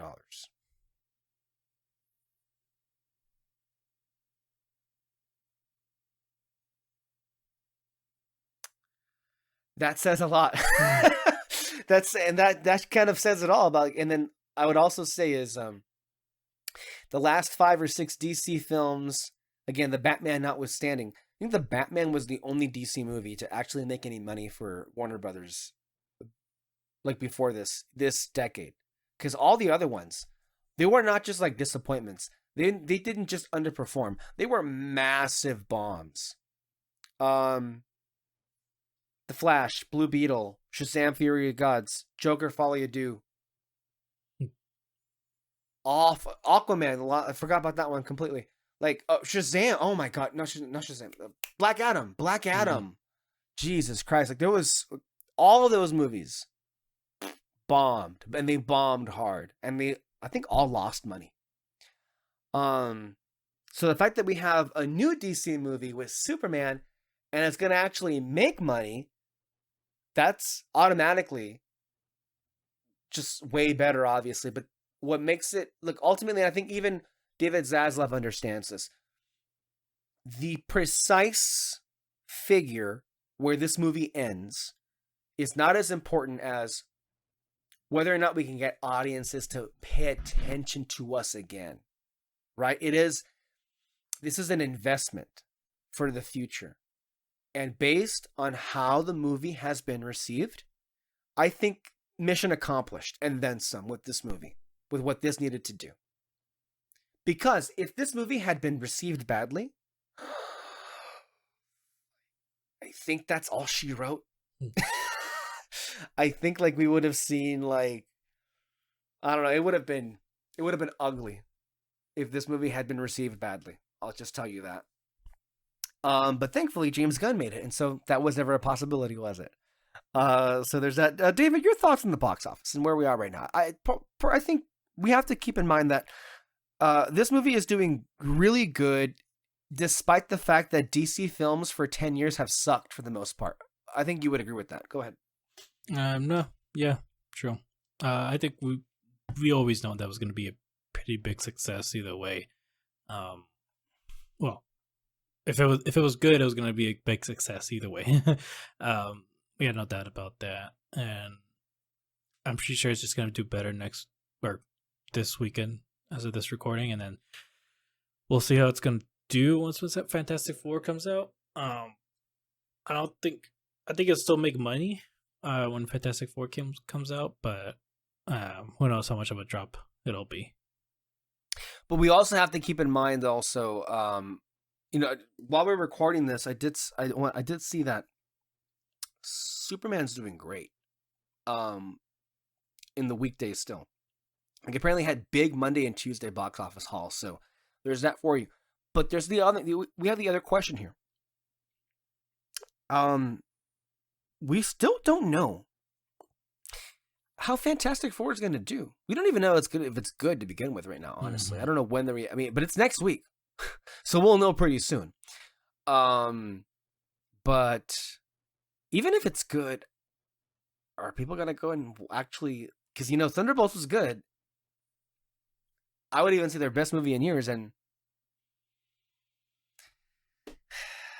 you would think that because it has the name Fantastic Four, that's gonna bring people out, and I suspect that's what will happen. But if it's not up to snuff, that may also be yet another last straw for people, because especially with like what we just got with Superman, people are gonna be like, yeah, I think I'm going to hop over to DC from now on. If Fantastic Four is not received very well. That's what I think will most likely happen. Okay, so that's the box office right there. I mean, I was hoping for a bigger number, but you have to just keep in mind that we can't expect the moon here. There really hasn't been a real Superman movie in many, many years, and Man of Steel doesn't count. So that makes it even longer. So it'll take time but I think the good thing is the movie is so good, and David Cornsweet is so beloved in the role. I mean, that's gonna hold you over for the next one. Ultimately, you're as good as your previous one would suggest, your previous film, and that's kind of where it is. The way things work is, if a franchise entry is received well, the next one is going to get even bigger business. Maybe not even bigger, but people are going to have a bigger opening for it, maybe. Okay, and there was I just want to say real quick with James Gunn. Did you like, and this is why, tying in with Fantastic Four, I'm going to play this clip here. I detected some shadiness, some shade being thrown at Marvel, but then also talking about where we are right now. And the thing is, look, what I appreciate about James Gunn is that he's willing to put himself out there and actually weigh in on where the climate is right now. And to me, that just makes him feel more relatable, more like a real person. Unlike Kevin Feige, who lips are zipped. This is what he says about this. So he was asked about superhero movie fatigue, and this is what he said. I don't believe in superhero fatigue. I think there's, mediocre movie fatigue.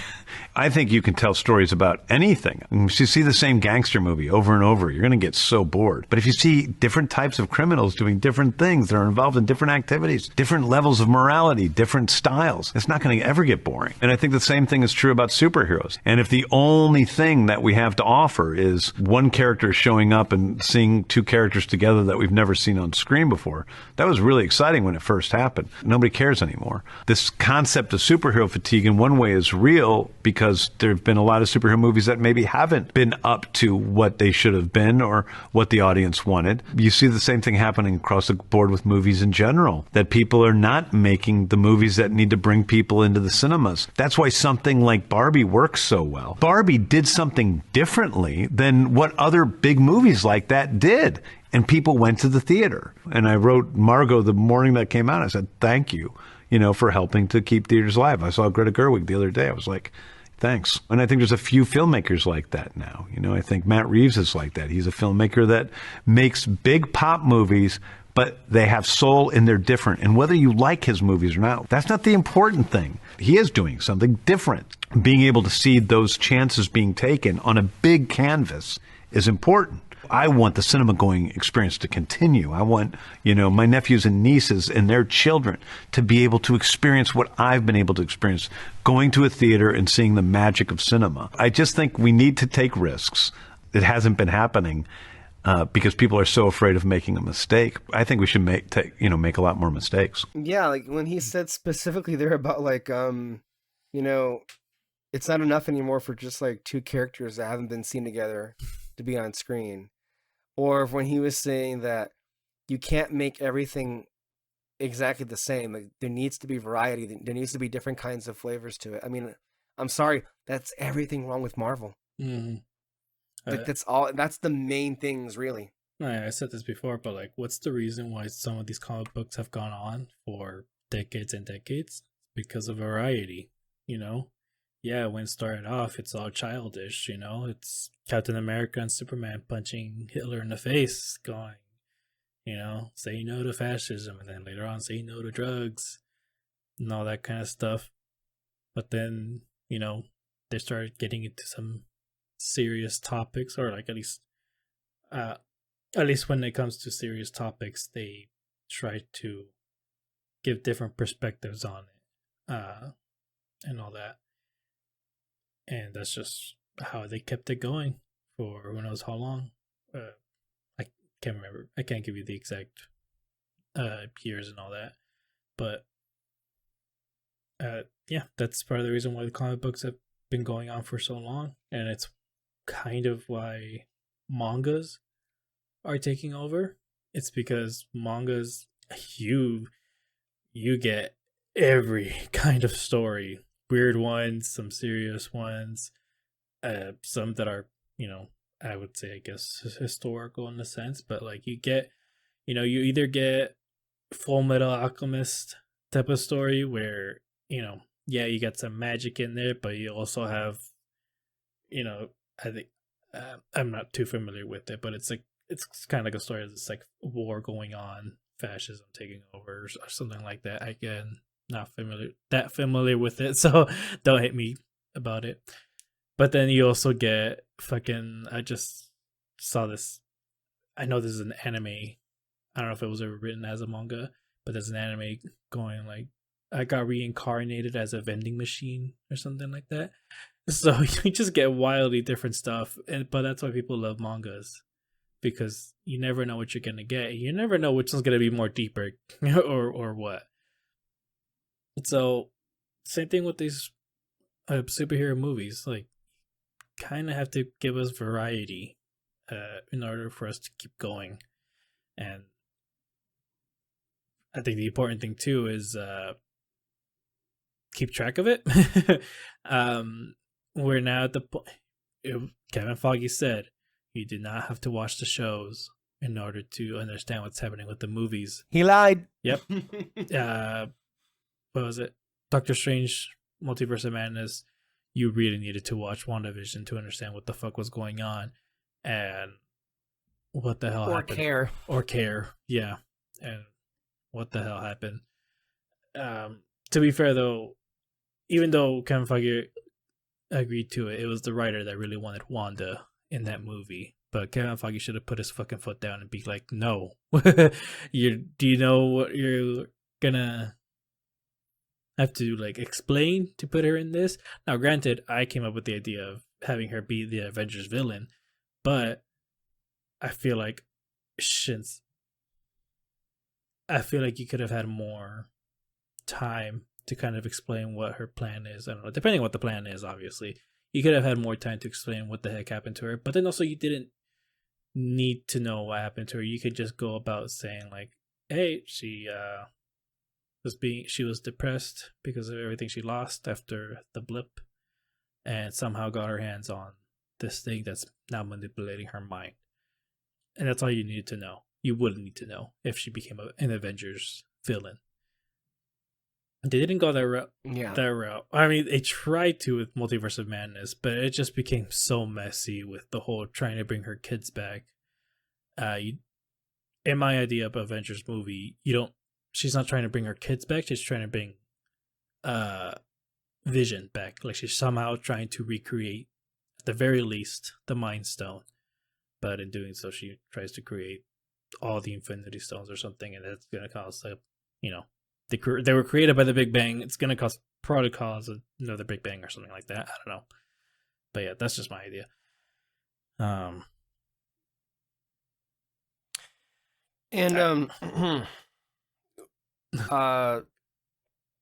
What happened? No, sorry, I was gonna say something else, but never mind. No, you can go. Sorry. No, that's fine. I was just gonna say I went off topic at the end there. My bad. But no, it's fine. No, it's just before we head off into the review of the movie, there is something we should point out because we've been talking about what studios should and shouldn't do, what creatives should and shouldn't do. And in regards to that $125 million opening weekend, hey guys, what happened to Go Woke Go Broke? What happened to Go Woke Go Broke? And according to Grace Randolph, she was saying that the trades looked into whether or not there was a depressed turnout from the conservative states. And it turns out, no.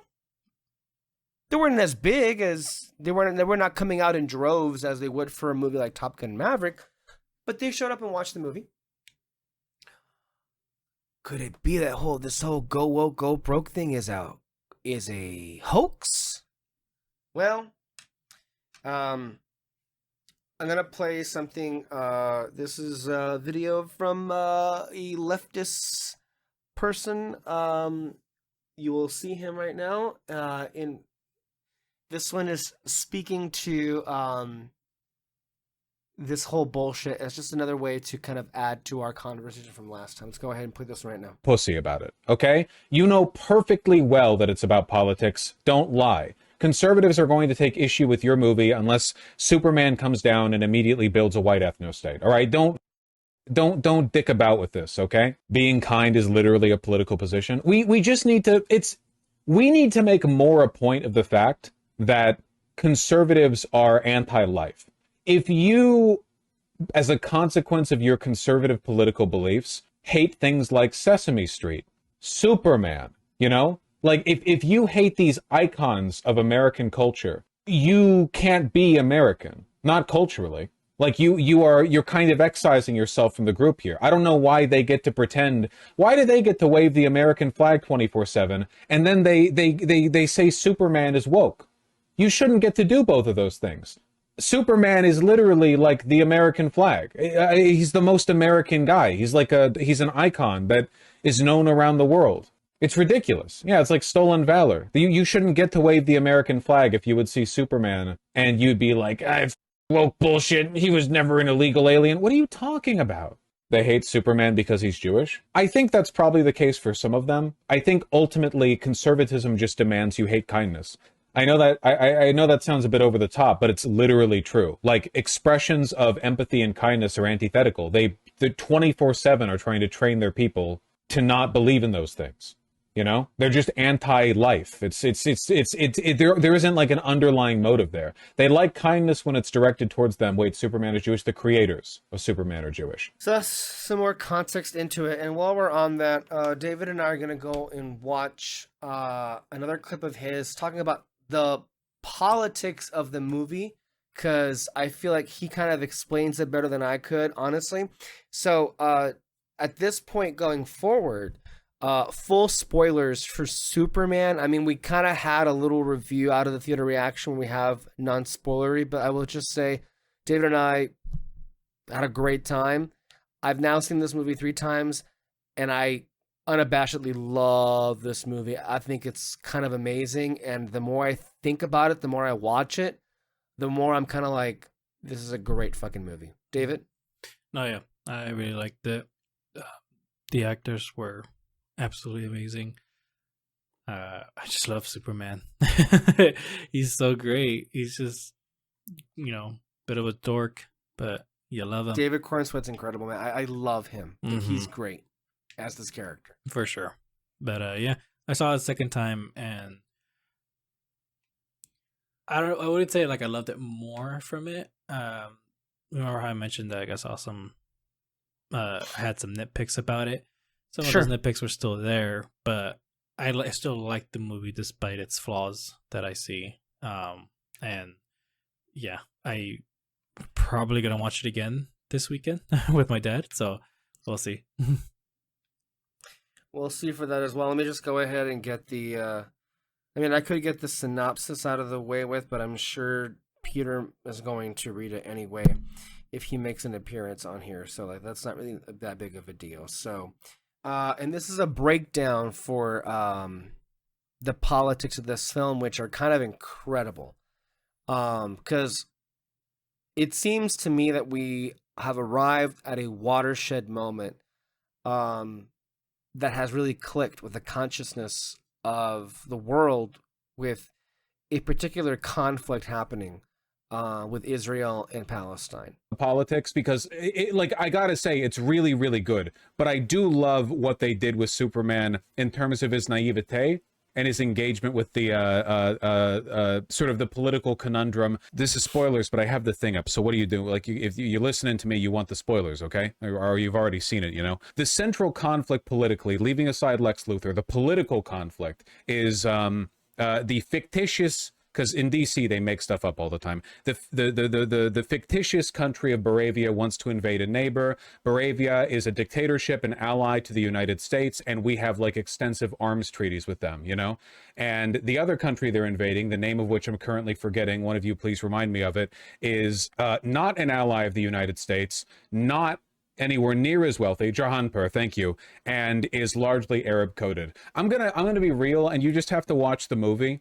If you haven't seen it, I'm not going to spend all the time assembling this for you. It was the most obvious Israel-Palestine dynamic I've ever seen established in fiction, and that's not an exaggeration. I genuinely don't know how more on the nose they could have possibly... Yeah, if they had done a line about how Baravia was promised to Baravians 3,000 years ago, that might have like tipped it over a little more. Dude, okay, I saw a Hassan clip where he was making this point, and I have to agree with him. The leader of Baravia, this motherfucker right here, Gurkos, I think his name is, the one with the crazy hair. He's not a very sympathetic character. Looks like Ben Gurion a little bit, the first prime minister of Israel. The flag of Baravia is like blue and white with an almost centrally featured star. It's not a Hebrew star, but, you know, though funnily it also has an element of the Palestinian flag. It has like the tricolored triangle coming from one side, but it's blue and white. The people in Baravia speak with Eastern European accents. They have like a Slavic kind of like Russian tone to them, whereas the people in Jahanpur are extremely Arab coded. They're much more brown. They're much poorer. They're wearing like colorful robes. It's not meant to be like a specific direct like this is Arab clothing, but like come on. Yeah, they literally said Jahanpur is not exactly friendly to us too, alluding to them doing something bad. There was a point where Lois Lane said, but you know, Baravia maintains they're not invading Jahanpur, they're just liberating the Jahanpurians from their oppressive leaders, to which Superman says, but you don't believe that, and Lois Lane indicates she doesn't really believe that. It was really good. But basically the movie opens with Superman having intervened in this conflict and stopping Baravia from invading their neighbor. I'm just going to say Israel and Palestine. It was such an obvious XP. I'm not going to keep saying Jahanpur and Baravia. I'm just going to say Israel and Palestine. Superman stepped in and stopped Israel from invading Palestine, right? And there's been a bunch of fallout from that. And at one point, Lois Lane grills Superman and asks him a bunch of probing questions about what he did and why he did it. And the takeaway from the interview, which is a very like tense scene between the two of them, they know Lois Lane knows that Superman's Clark Kent, they're dating.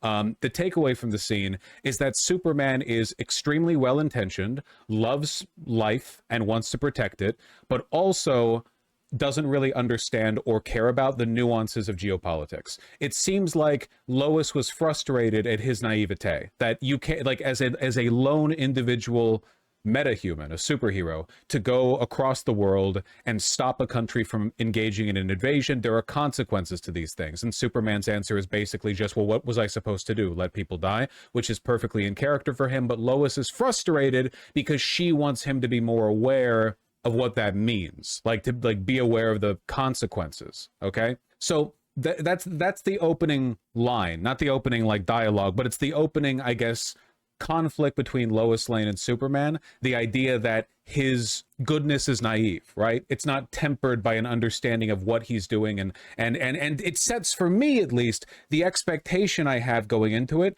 is that the conflict emotionally for Superman is going to be cynicism and naivete, and how to like walk the tightrope between.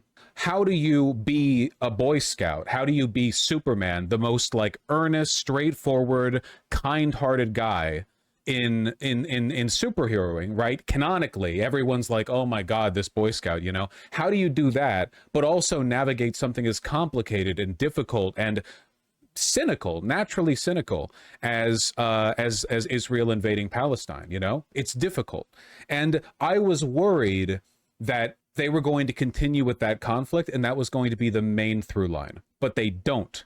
And I love how they handle this. So obviously, it's Israel and Palestine, and the central conflict is around how Lex Luthor is using the Israel-Palestine conflict to manipulate world events, set Superman up for a big fall. I'm not going to talk about everything, but that's the gist of it. Lex Luthor was great, Superman was great, Lois Lane was great, Mr. Terrific was great, Guy Gardner was great, Hawkgirl was great, everyone was great. Phenomenal movie, and you should watch it for the quality, not for the politics, but the politics are great too. However, Superman faces a bunch of consequences for interfering with the invasion of Palestine from Israel. For one, he gets his ass beat by the Hammer of Baravia. For two, he gets a bunch of hate online from people who are sympathetic to Baravia and who are just critical of him in general. For three, he gets the Pentagon suspicious of him because the Pentagon doesn't like the idea of a lone superhuman being able to just interfere in foreign affairs like that. There are also political consequences because the leader of Baravia is essentially saying, and this is true, he was threatened with murder and torture by Superman, and it's outrageous that one person can intervene with, you know, his invasion of Palestine.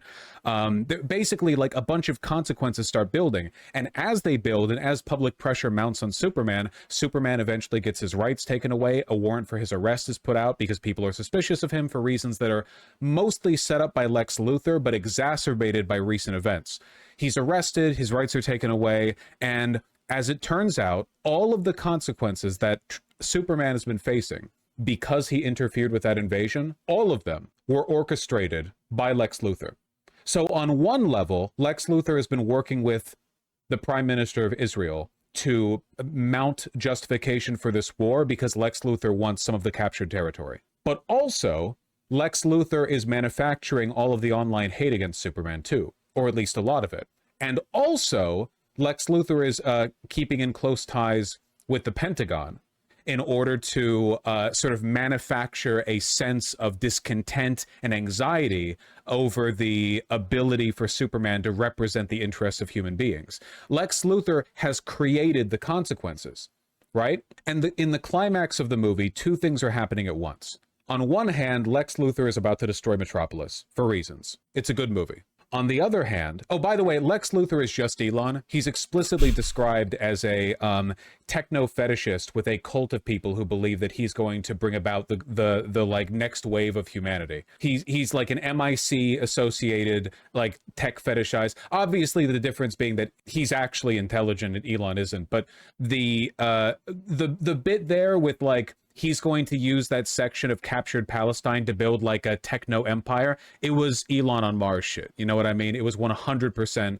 Elon Musk wants to build the hyper empire on Mars, the tech empire on Mars. And yeah, no, it was very Peter Thiel-like as well. He was like a representation of this like Palantir adjacent Silicon Valley tech billionaire like freak. Like that was the vibe he gave off the whole time. I think they did wonderfully too. He wasn't doing that Jesse Eisenberg style like nebbish little nerd, like college nerd or whatever. He came across as like scary evil. And I think he nailed it well. He was inhuman. They were like, we're going to make this Lex completely unsympathetic. We are going to make him look like a like demon.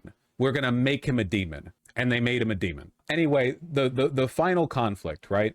The big climax of the movie is what two things are happening. Lex Luthor is going to destroy Metropolis, and Boravia, Israel, is invading Jarhanpur again. And there's a very moving scene that everybody's talking about online, where there's a brown child in the middle of the invasion, surrounded by like civilians resisting a mechanized armored invasion from Boravia, from Israel, where in a desperate attempt to save his life and the life of his family and friends, he like raises a makeshift Superman flag to call Superman in to stop them a second time, you know? And it's very moving, and a bunch of people in the theater were choking up, and I teared up at it. It was very, very good. And the problem is that both of these things are happening at once.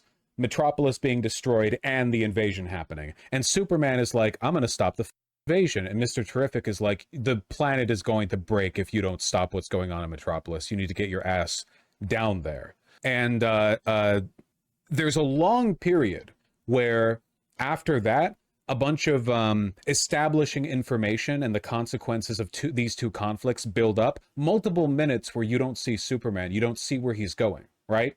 Eventually, after a while, you see him arrive in Metropolis. It's like kind of like bittersweet, because you know he needs to be there because the world is ending, but nobody's stopping what's going on in Palestine.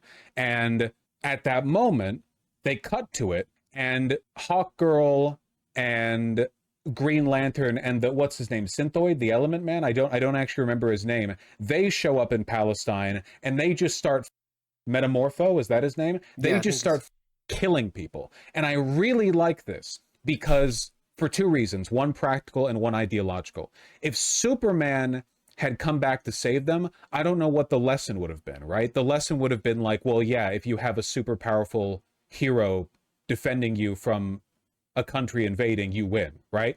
That is true. But I think that there would have been a message undercut, because the point of sort of the movie, right, this battle between cynicism and naivete, the point that Superman has been making, and I think the point the movie is reinforcing, is that no, it's not naive to be good. You don't need to be naive to be good. You can be good without being naive. If you're good, you can inspire other people to be good, and the consequences that you were worried about fade away. The consequences to Superman intervening in the first place were created by Lex Luthor. They weren't a natural consequence. He was right to intervene.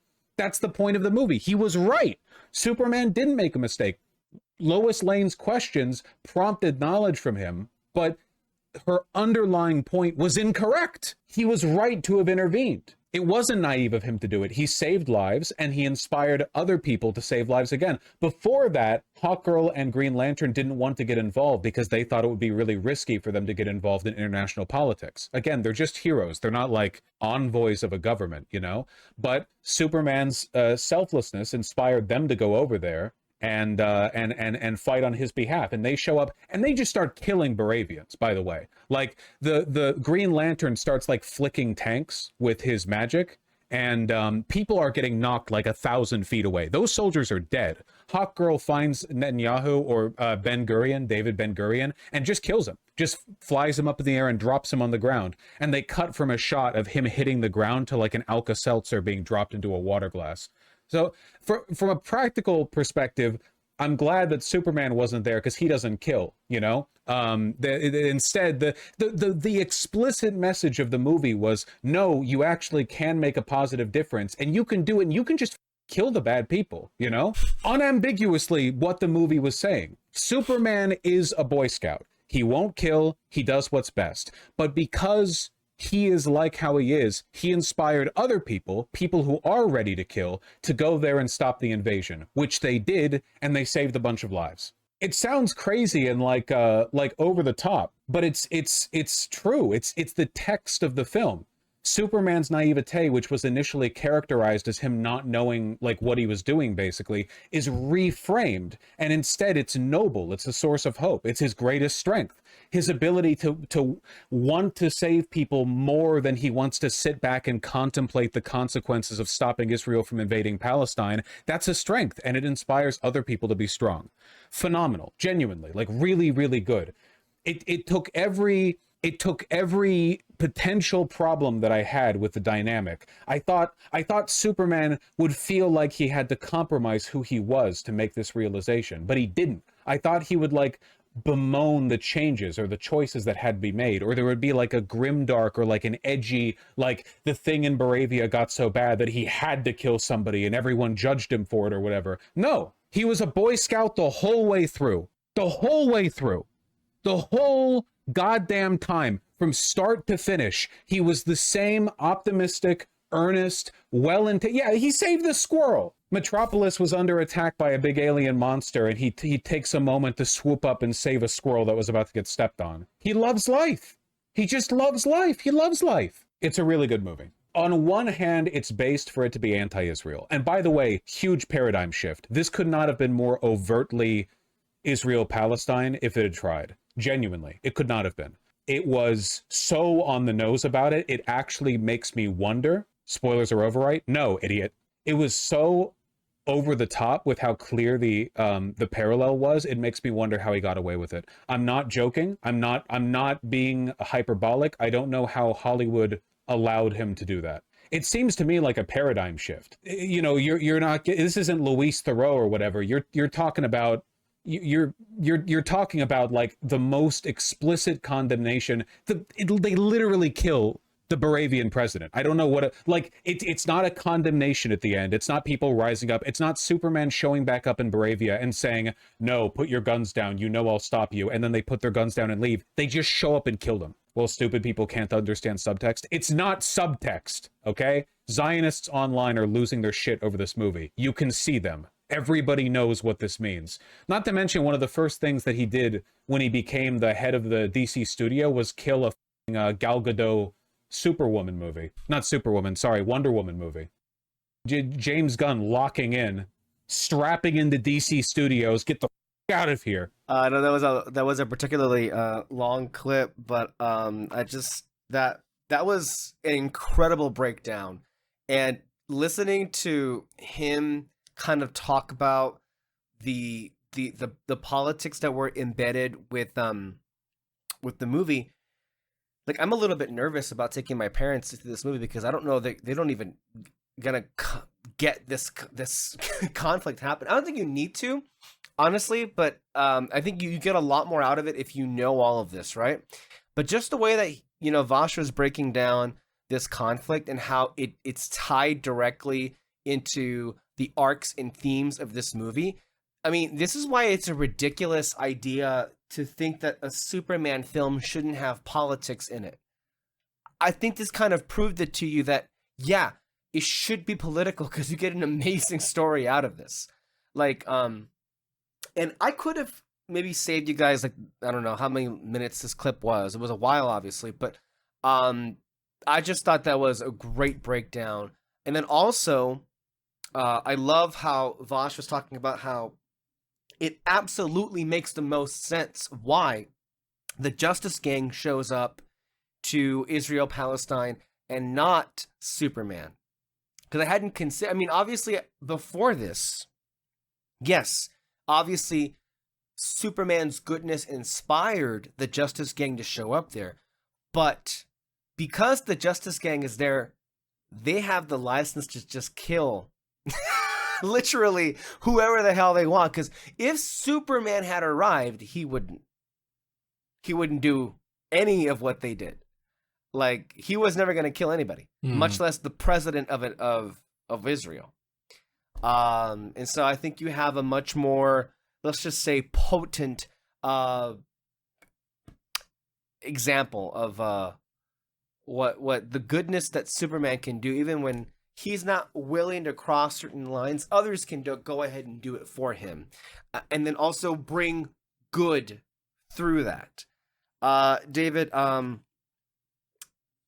as Vosh said, look, go see this movie for the movie because it's a great movie, not for the politics. I mean, but the politics are great, and honestly, I think Vosh has kind of proved how embedded into the DNA of this movie the politics are, and what a big part of what makes this movie like great to begin with. Like, I loved this movie, and a large part for why I loved it is because it was able to make Superman relevant, and it was able to make him remind people, as it says in the text of the film, perhaps being good is the real punk rock. Perhaps being a good person is the actual cool thing when we're living in a world right now when that is an aspect of people that we are diminishing, devaluing, and pushing away, when we are surrounded by the most vapid, nonsensical people imaginable that are only concerned with me, me, me, me, me. You know, you get yours and fuck everybody else.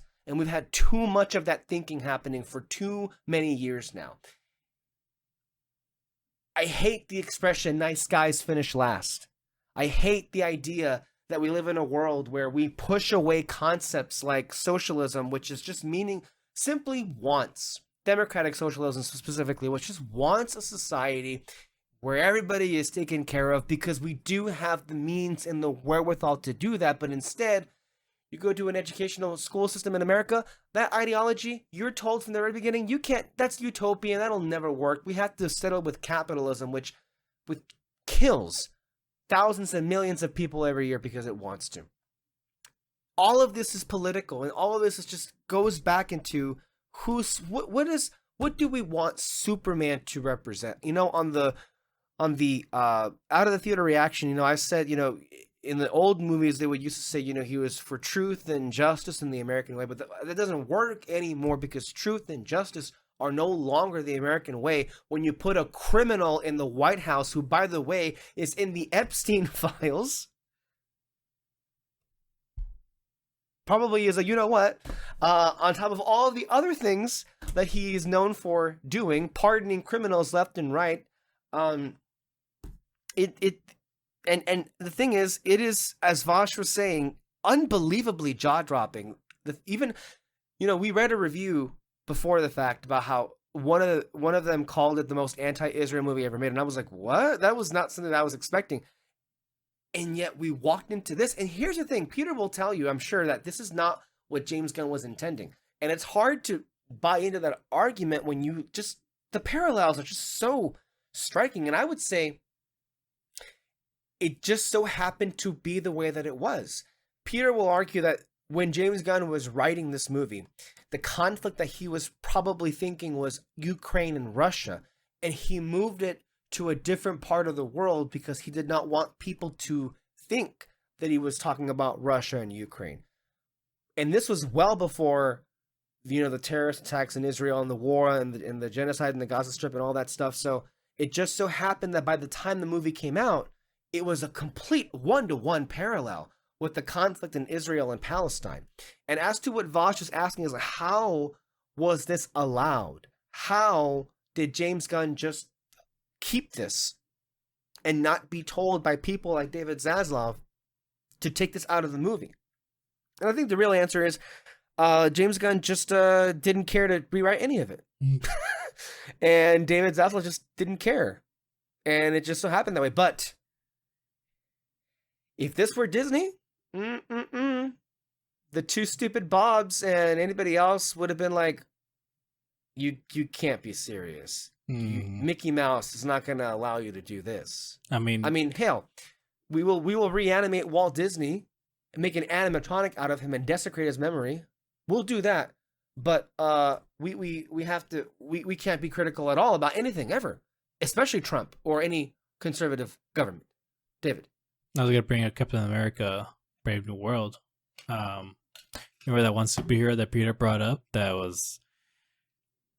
would have been pretty relevant. It would have been the Israel's version of Captain America, basically. Yeah. So that movie for sure did a 180 in its story, and just they tried to completely change it. But no, Dave. Actually, to be clear, it has been confirmed that a lot of reasons why they reworked that film. But one of the main things that they even changed the name from New World Order to Brave New World, specifically because of what was happening in Israel and Palestine. Mm-hmm. So, just to be clear about that. Yeah, that one. And go ahead. I was also thinking of the X-Men Dark Phoenix or something like that. That one, there was nothing political going on when that movie came out, but those two movies specifically, had it just stuck to what it was doing, it would have had a far better story. And with Dark Phoenix, again, nothing political was happening, or nothing political was happening within the story itself, or at the time when it was coming out. But that one, it was about aliens who needed a certain power to like rebuild their world, and it was basically the same plot as Captain Marvel, and all that. And then when they saw that, they tried to rewrite it. But I feel like from the way the movie was going in the beginning, had it stuck with its story, I would have gone away going, wow, this is a better story than Captain Marvel. But they didn't, and they screwed themselves over trying to rework it. And so same thing with Captain America Brave New World. They just screwed themselves over trying to rework it because they didn't want to be political. But you get this one, and hey, it's like, oh wow, oh my gosh, this is so relevant to today. We love it. And this really hits hard. And it's the same thing that happened with Andor, where everything that was happening with that was really hitting hard. What was happening today, especially what happened, some weeks or like a month after the show came out. I mean, seriously, right? A month after Andor came out, and we literally had you couldn't have timed it out any better, right? Like, I mean, we had kind of like what seemed to be a replica of the Gorman massacre happening in downtown LA, with the president sending in the National Guard to stand off peaceful protesters who were protesting the ICE stormtroopers. Yeah. So, Andor nailed it in the head. And by the way, Superman also had this too, because I mean, Superman is a victim of police brutality too. I mean, he surrenders peacefully, and they knock his ass on the ground, and then they lock him up in an undisclosed location that's not even part of the U.S. government.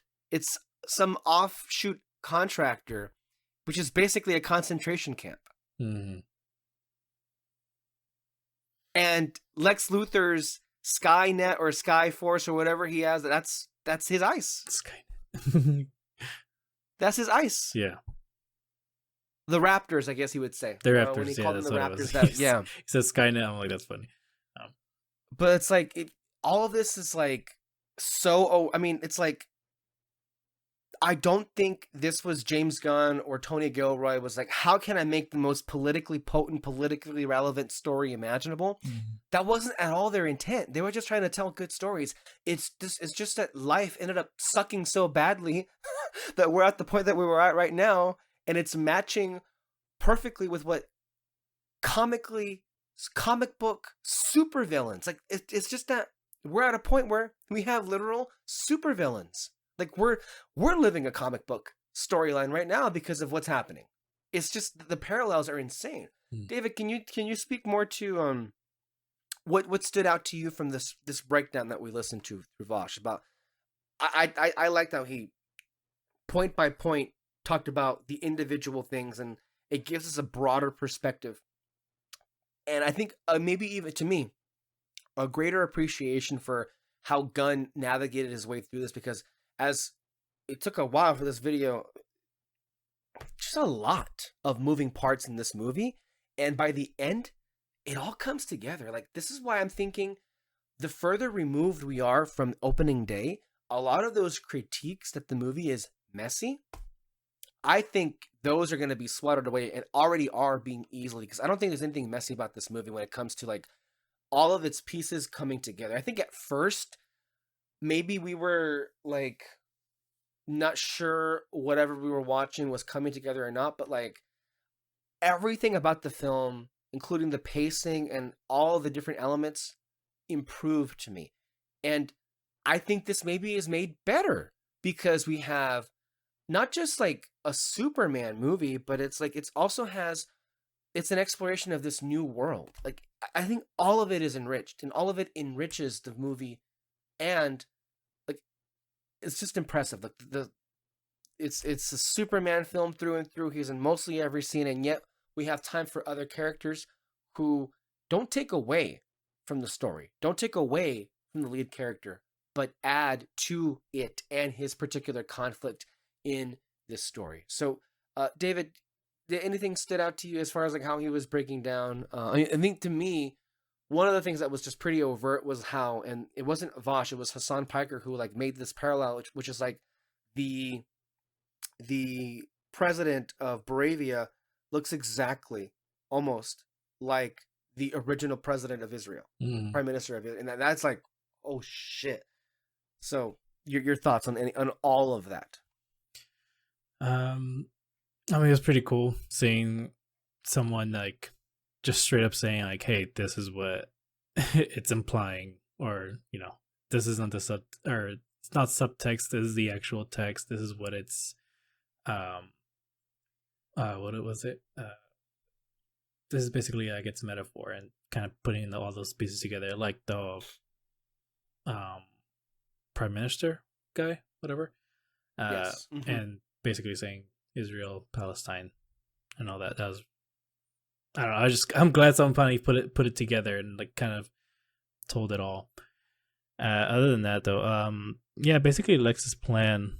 I know some people complain that it's like a little too convoluted. That's just seems like a little bit too much. Stop right there. Stop right there. What do you mean too convoluted? A Lex Luthor convoluted plan was Batman v Superman: Dawn of Justice. I swear to God, could anybody follow what his plan was in that movie? Mm-hmm. Are we really going to sit here and argue that Lex's plan was convoluted in this movie when 9 years ago we had a different Lex Luthor with, I think, the definition, the go-to example of a plan too convoluted to make sense? Really? But do you feel it was convoluted? It is, and it's okay lot. If you do. By the way, it's like no, I know. Like it is a lot for his plan to go. The thing is, though, is I'm kind of seeing it as Lex wants to do more than one thing, basically. Because like, what is the point of you trying to get this piece of land, trying to convince the Pentagon to do what you want to do? Well, didn't he say in the movie? No. Let me explain. Why do you want to do all that when you already have all the weapons and things that you need to take down Superman? Like, what's the rest all for? But like I said, he wants to do more than one thing. He even says so himself. Getting whatever the fuck the land is, that's a bonus. And so he was already doing that plan. Superman steps in and he goes, perfect. Now I can do even more. Let me do this. I can do this. I can do this. I can ruin Superman's reputation. I can kill him. I can get the land. I can be a king, start my own little kingdom and everything. Like, it's just all, it's all coming together for him, basically. And that's about it. Yes, again, did he have to do all that? But again, that dude, he's always thinking 10 steps ahead, and that's what he did. So that's why I don't really mind it, at least from his end, why he did all that. I think that's actually really fun. And had he executed it, I would have been like, God damn, that's insane that he was able to think that much ahead, So yeah, I really do like Lex's plan. I really do find him to be a cool villain. And Nicholas Hoult was just amazing. No, he was really good. I mean, like we said a lot about it on our initial reaction, but it's like all the actors are doing a great job. I think just great freaking characters and so many wonderful moments to speak of, I would say. When it comes to this movie, everything involving Clark and Lois, or Lois actually like using journalism here to take down Lex Luthor was great. Mm-hmm. Lex Luthor was so menacing, even though he wasn't the one that was like, going toe to toe physically. He was externally through Ultraman, and it was just so incredible how it all played out. I just thought, look, it is just impressive how all of it is kind of like tied in together. I feel like maybe it was too many things for a first time watch, where you're kind of like not, for some people anyway, felt that they weren't sure about like what certain things were signifying here or there. but I just think we have a winner. I mean, such a winner of a film, and it ends in the best way that all James Gunn's movies end, which was with a musical sequence with just the pitch perfect song ever. I mean, people are already like, streaming that Iggy Pop song, Punk Rocker, and how it pretty much just like is telling the story of Clark's whole arc in this movie. And just the visual, I mean, people have said this, the movie ends with like, the movie begins with Superman at his lowest point and like, obviously like defeated, and then it ends with him smiling. I love the fact that we have a story, and I think James Gunn understood this, where, part of what is going to make maybe Superman more relatable is his embrace of humanity. There was a lot in this movie that really kind of like explicitly like said out loud, why is it that Superman sticks around? Why does he care to be here? Why does he want to be a part of this planet and these people? And I love that was a big part of the movie, because the last Superman that we had with Henry Cavill, I'm not sure that ever was even stated. I guess it was something that was thrust upon him. And even the whole relationship with the Kents, with Ma and Pa, were great. I just love the idea, it was all kind of like summed up with Pa Kent. It's like, look, whatever you thought or what you wanted that message to mean says a lot more about you than whatever that message actually was. Kind of a ballsy thing to like make Jor-El kind of a villain here in a way. I mean, he's not a villain. It's just like not at all how he was portrayed in any of the other movies. With Russell Crowe or Marlon Brando. But I like that because in this iteration of the character, because with definitely Man of Steel and definitely the Christopher Reeve movies, Jor-El is far more important than Pa Kent. And in this instance, it's the other way around, where we have Superman Clark reject I guess that part. He just wipes them off, and then we see him fully embrace the parents that he had all along. Kind of reminds me of not the same, but similarly with like, Peter Quill in Guardians 2, where it was like, all his life he was searching for, a father, and when he meets him, it obviously ends terribly, but as Yondu says, like,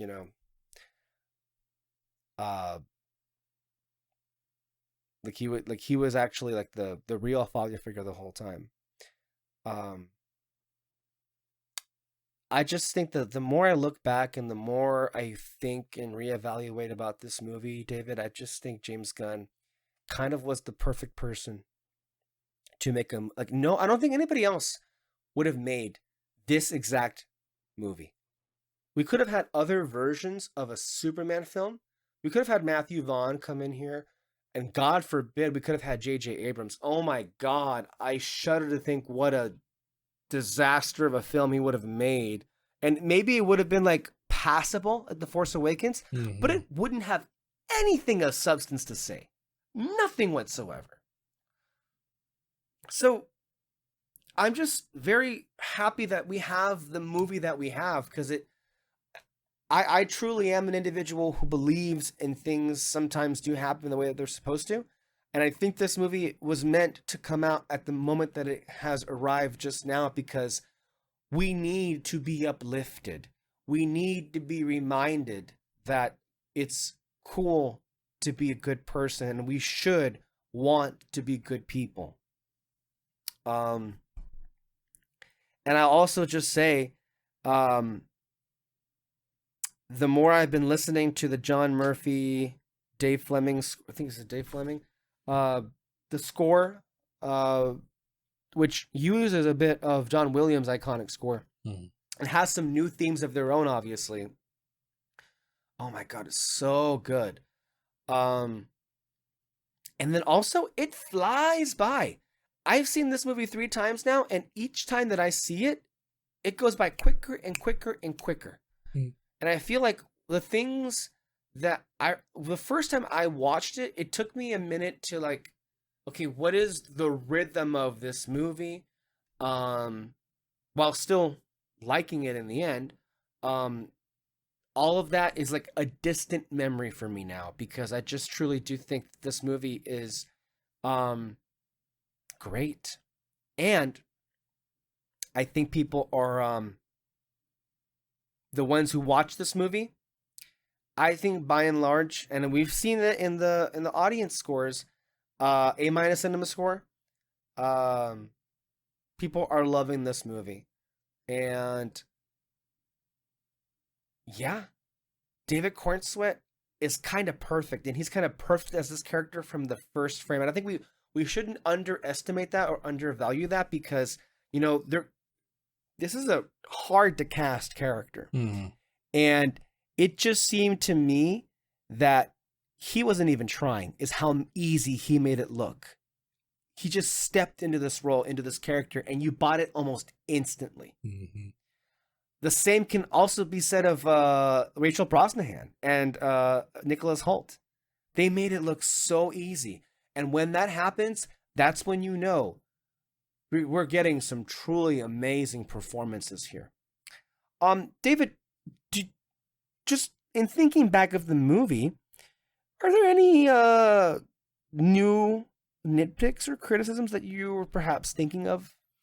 Like, to me, if there's one, is I don't know how Jimmy Olsen's whole thing is going to age. I know the crowd that we watched it with ate it up, and it was funny, and it is. Mm-hmm. But I fear that the more times you watch this movie, the more mean-spirited that's going to come across. With like, because honestly, if we're being real here, it's kind of ridiculous the way that Jimmy Olsen was treating that character specifically, because she was beautiful. She was beautiful. I don't know. I mean, I don't see like, and then there was a moment where Lois refers to her as your hot ex, and he's like, hot? I mean, it's funny, but I'm like, Jimmy, are you okay there? That's one thing. She, by the way, Luther's girlfriend and then ex-girlfriend throughout the movie, I just love the fact that the whole time you're watching her, you're as an audience member, you're not really taking her seriously. Like, she's just like this airhead that's there, when the whole time she was like having her backup plan ready to go. So I love how in the end it's revealed that she's not really a clueless, hopeless airhead. Like, she's genius for doing what she did like the entire time.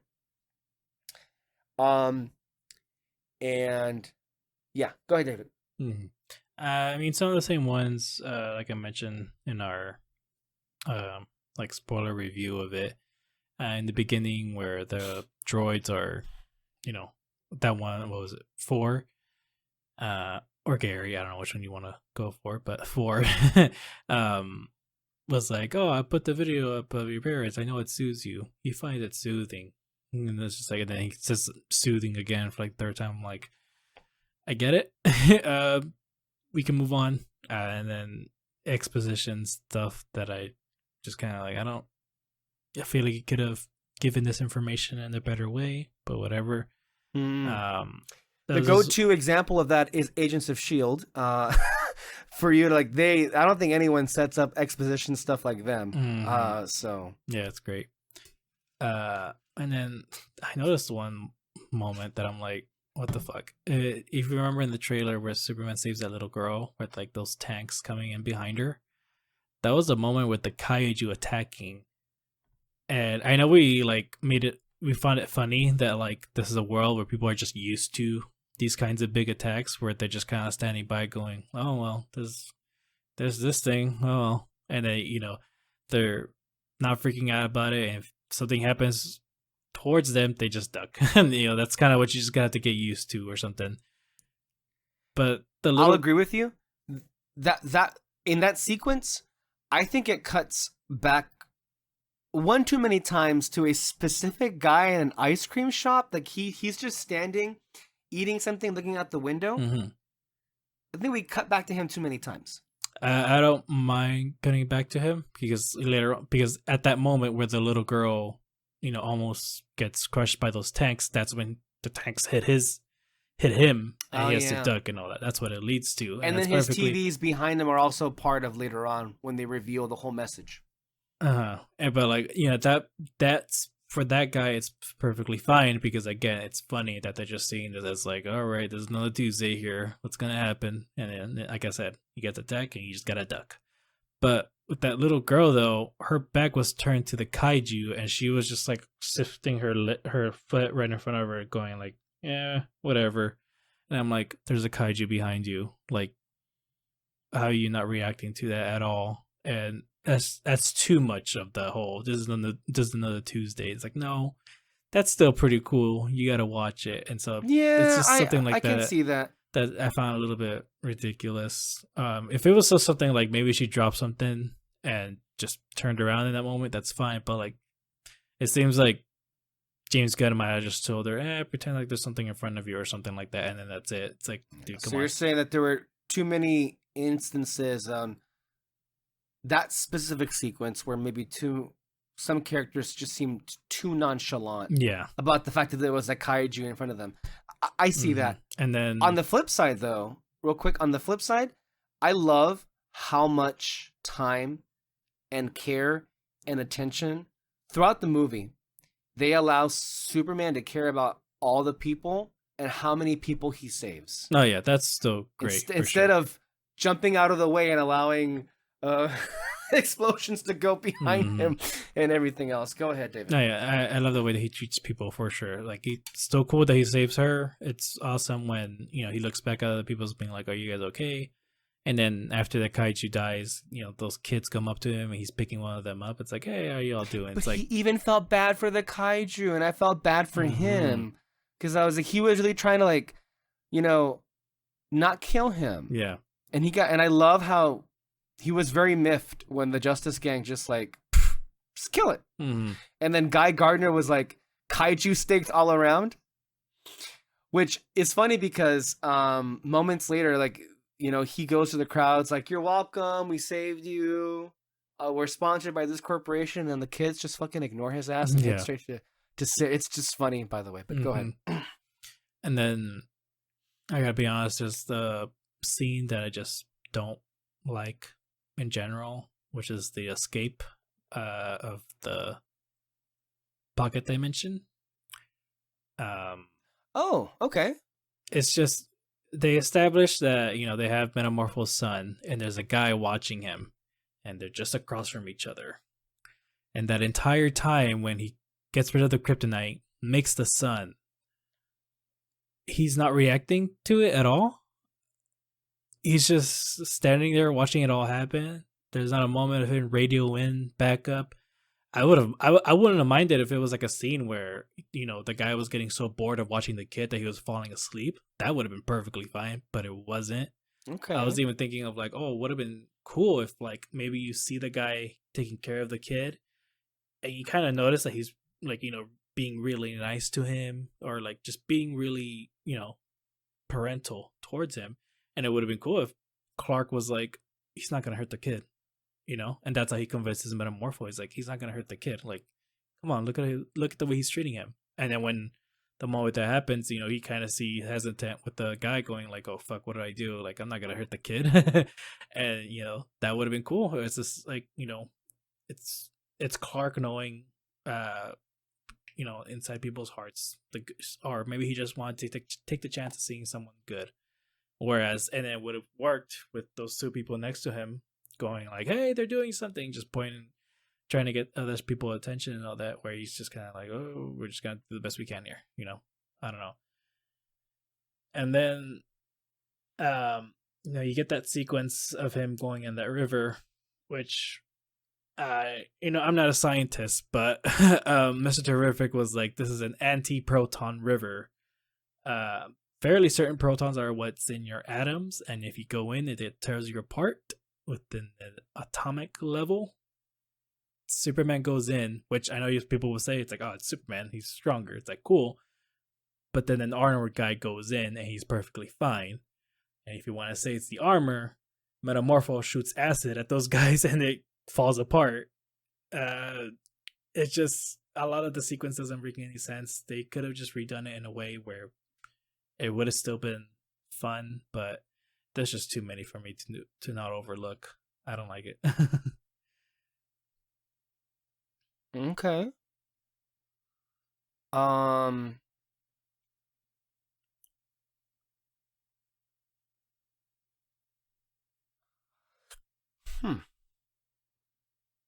Anything else?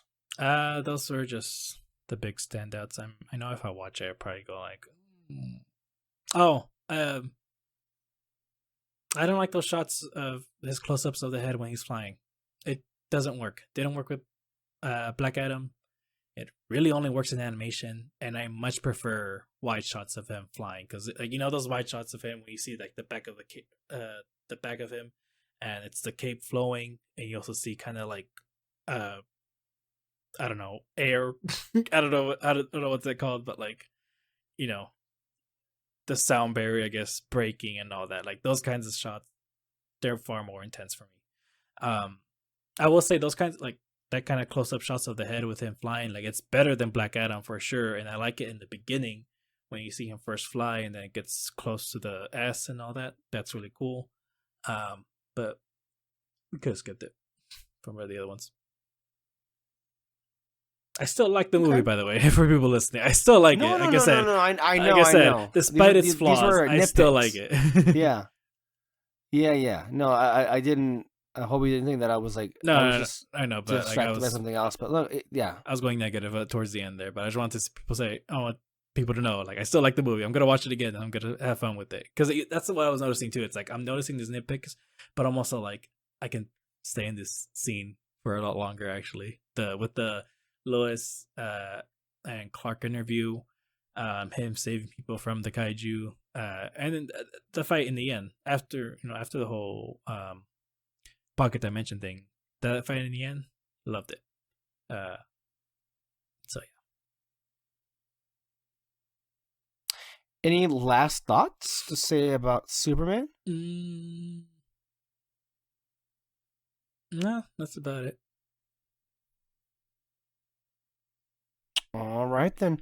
Well, it seems like right now, we're going to go ahead and this is the last you'll see of me for this podcast.